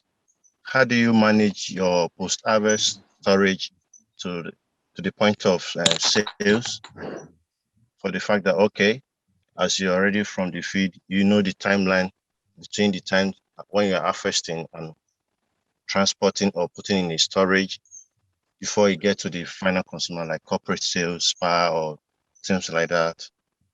I don't know if you get my questions, because you always have problems, especially if you're dealing with highly perishable fruit like tomatoes, and then not like that.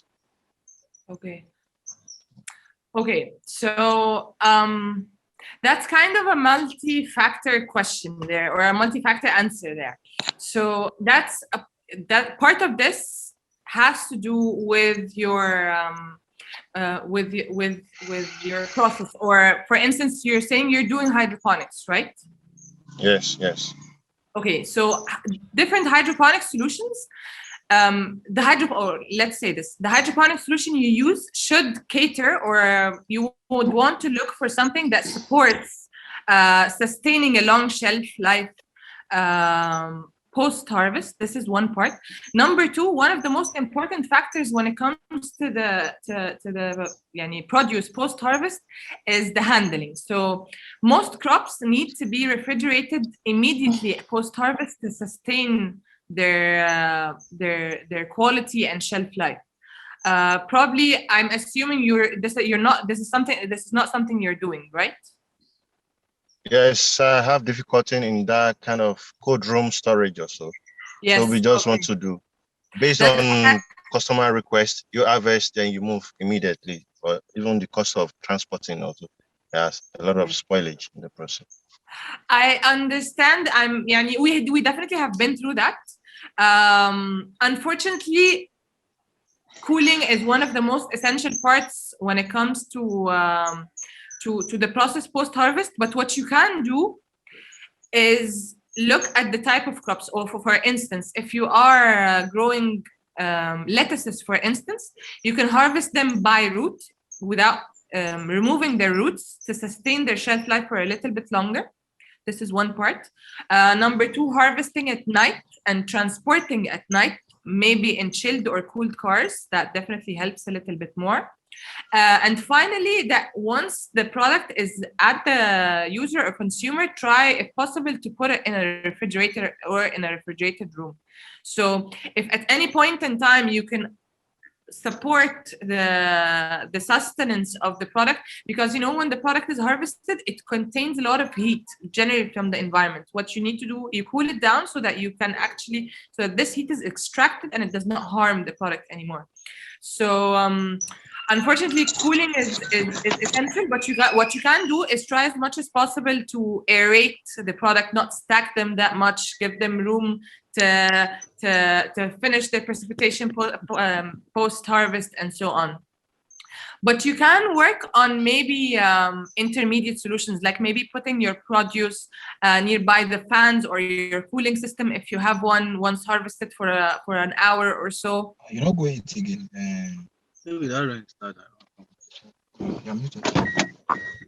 Hello?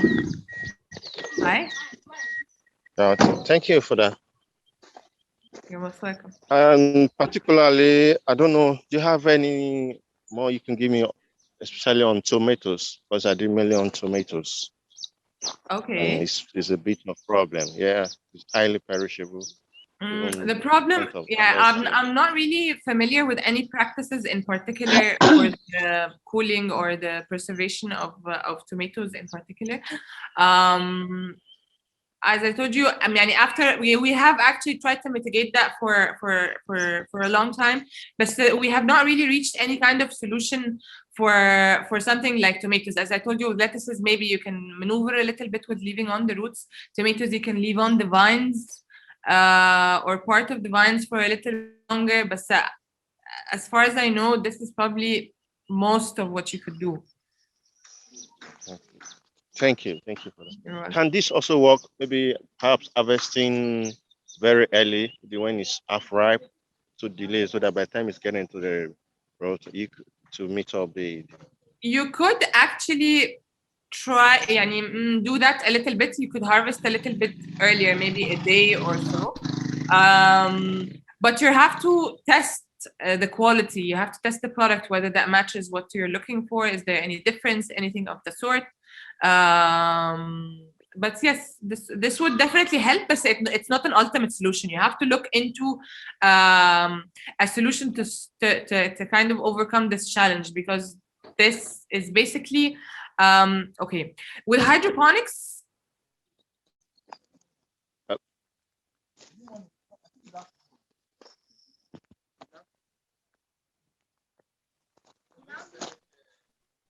like in the instabilities that help or give it the need to have a strong immune system. In a hydroponic system, the plant is not really put under a lot of stress. So that's why you end up with the problem of the sustenance of the quality of the product, unless you actually cool it. Once you cool it, you have no problem at all. But unfortunately, there is no way to actually maneuver much around this, especially in the summers. In the winter, it's fine, but in the summer, it's a little bit challenging. Yeah, very right. Thank you for this. Thank you, Muhyiddin, and thank you, Nuran, for that question. So, Mariam, I think you can go and ask your question. Kindly unmute and ask your question.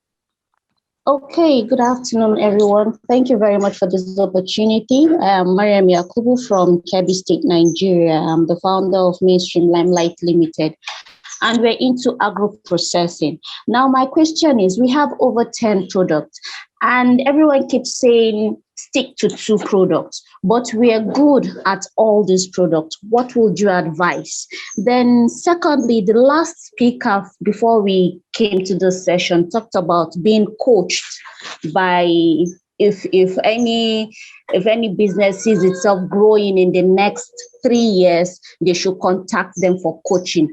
We are readily available for coaching. We want to be coached because we truly want to grow in this business.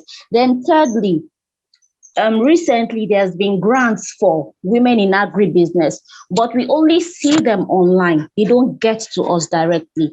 how do we get this grant? If you also, the speaker, Nuran, you also talked about raising funds for your business. How do we do that too?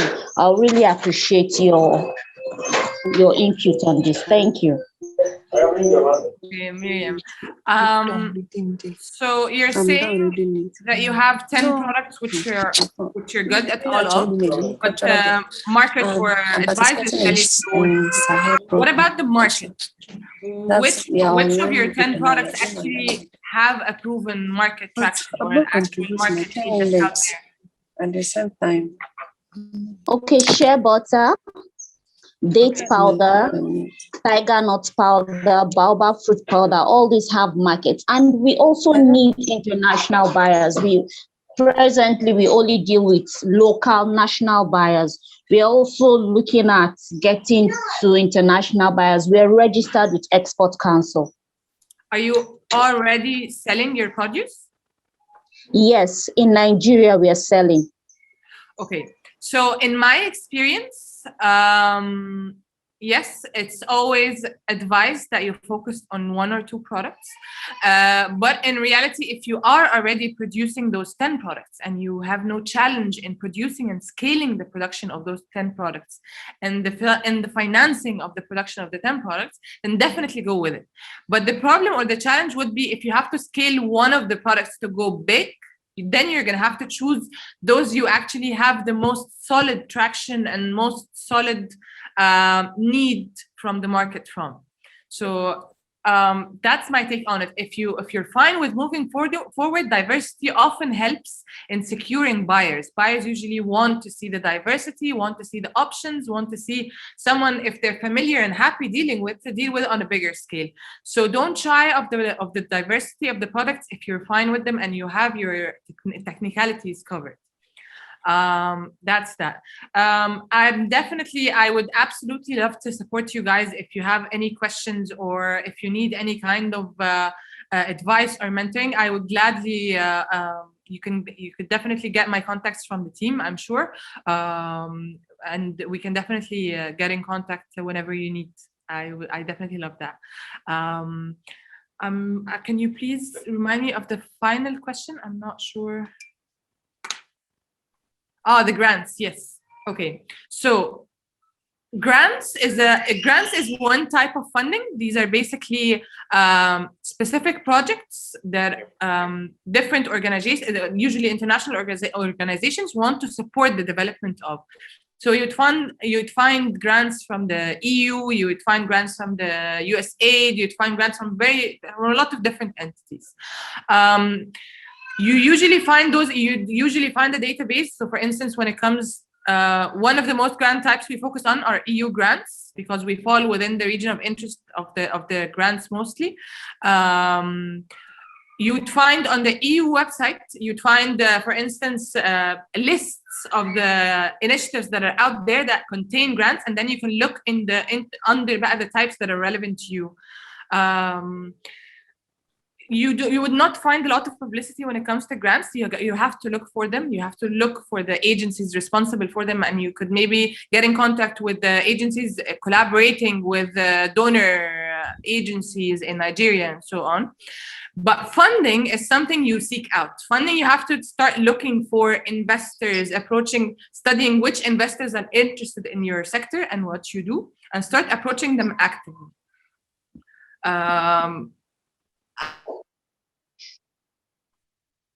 Hi, Nuran. It seems like we can't hear you. And I just wanted to flag that we have just a few minutes before we can be able to leave the breakout session. Okay. I'm sure if you start looking online, you would find news explaining or discussing which investors are moving towards investing in which countries, in which sectors, or actually just look online on the different profiles and look through their interests and so on. Okay, thank you so much, Nuran, for that. And we really do appreciate for your contributions. And thank you so much for the very many questions that are coming in. It seems, Nuran, that we need to organize another session so that we can have you to answer all these questions. But because of time limitations, we are not able to take any more questions. Kindly, you can just put them on the chat, and I know we can be able to forward them to Nuran, who can be able to answer them for you. For the grant question, I just wanted to direct you to the Nourishing Africa funding page. There's a funding page that contains different funding options for you. And we also have quite a number of events that engage you, especially on the funding question. But for now, I am just happy to that we have been able to remain in this breakout session, and we have been able to have it quite interactively. And thank you so much, Nuran, our special guest, for such great insights that you have been able to give to us. I believe that now we'll be moving on to the main room so that we can continue and finish the breakout session. Thank you all. It's been my pleasure being here with you.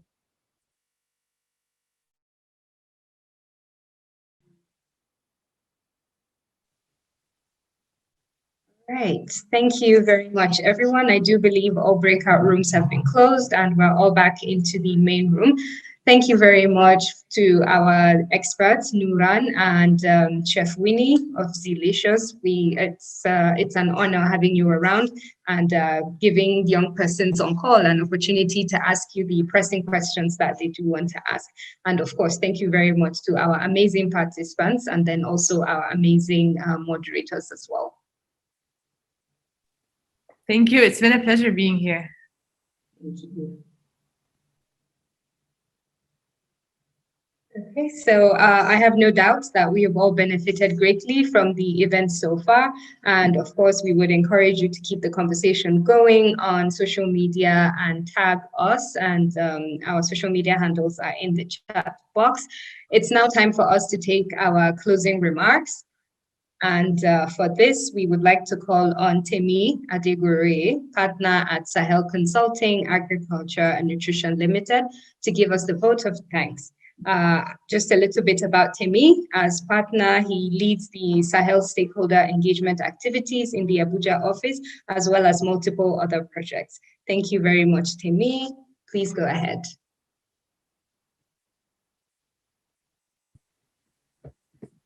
Okay. Thanks so much, Aisha. You hear me? Yes, we can hear you fine.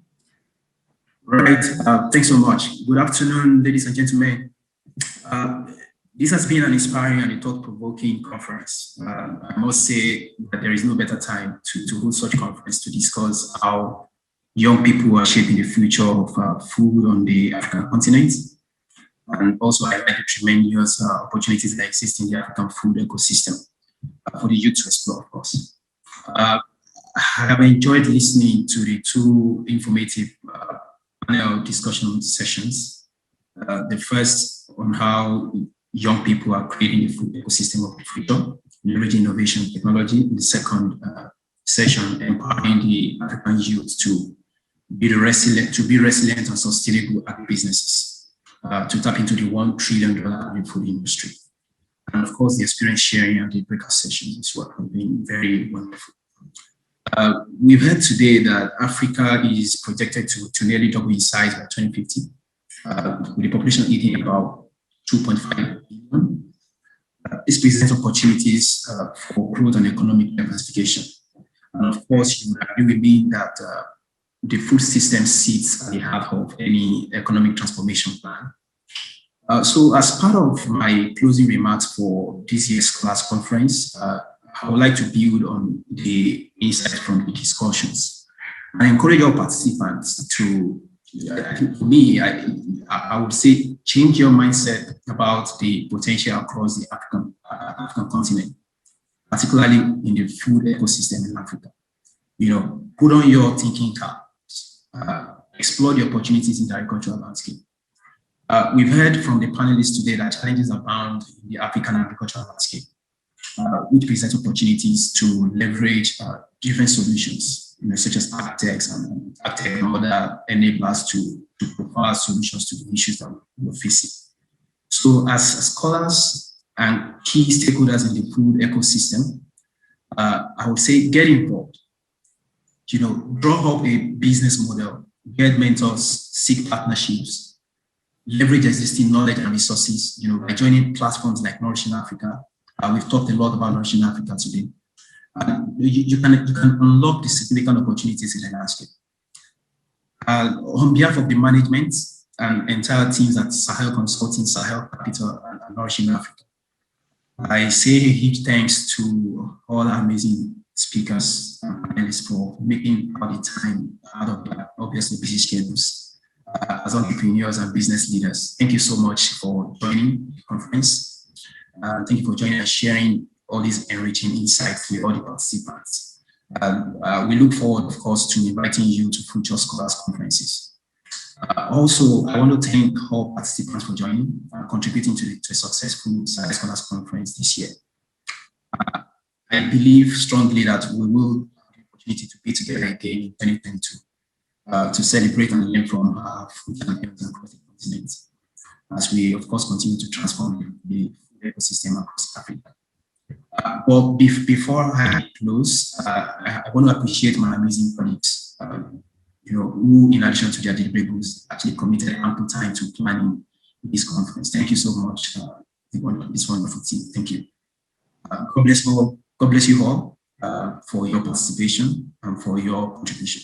Thank you. Thank you very much, Timmy. Thank you very much for that rousing closing remarks, which also sounds to me as a call to action to everyone on this call. We need to start being thought leaders and problem solvers in our own region so that we can better shape the future of our continent. Once again, thank you to all our participants, all our speakers, all our moderators, and everybody for your wonderful support and engagement. Remember that you can continue the conversation on social media. Enjoy the rest of your day, and God bless you all. Thank you.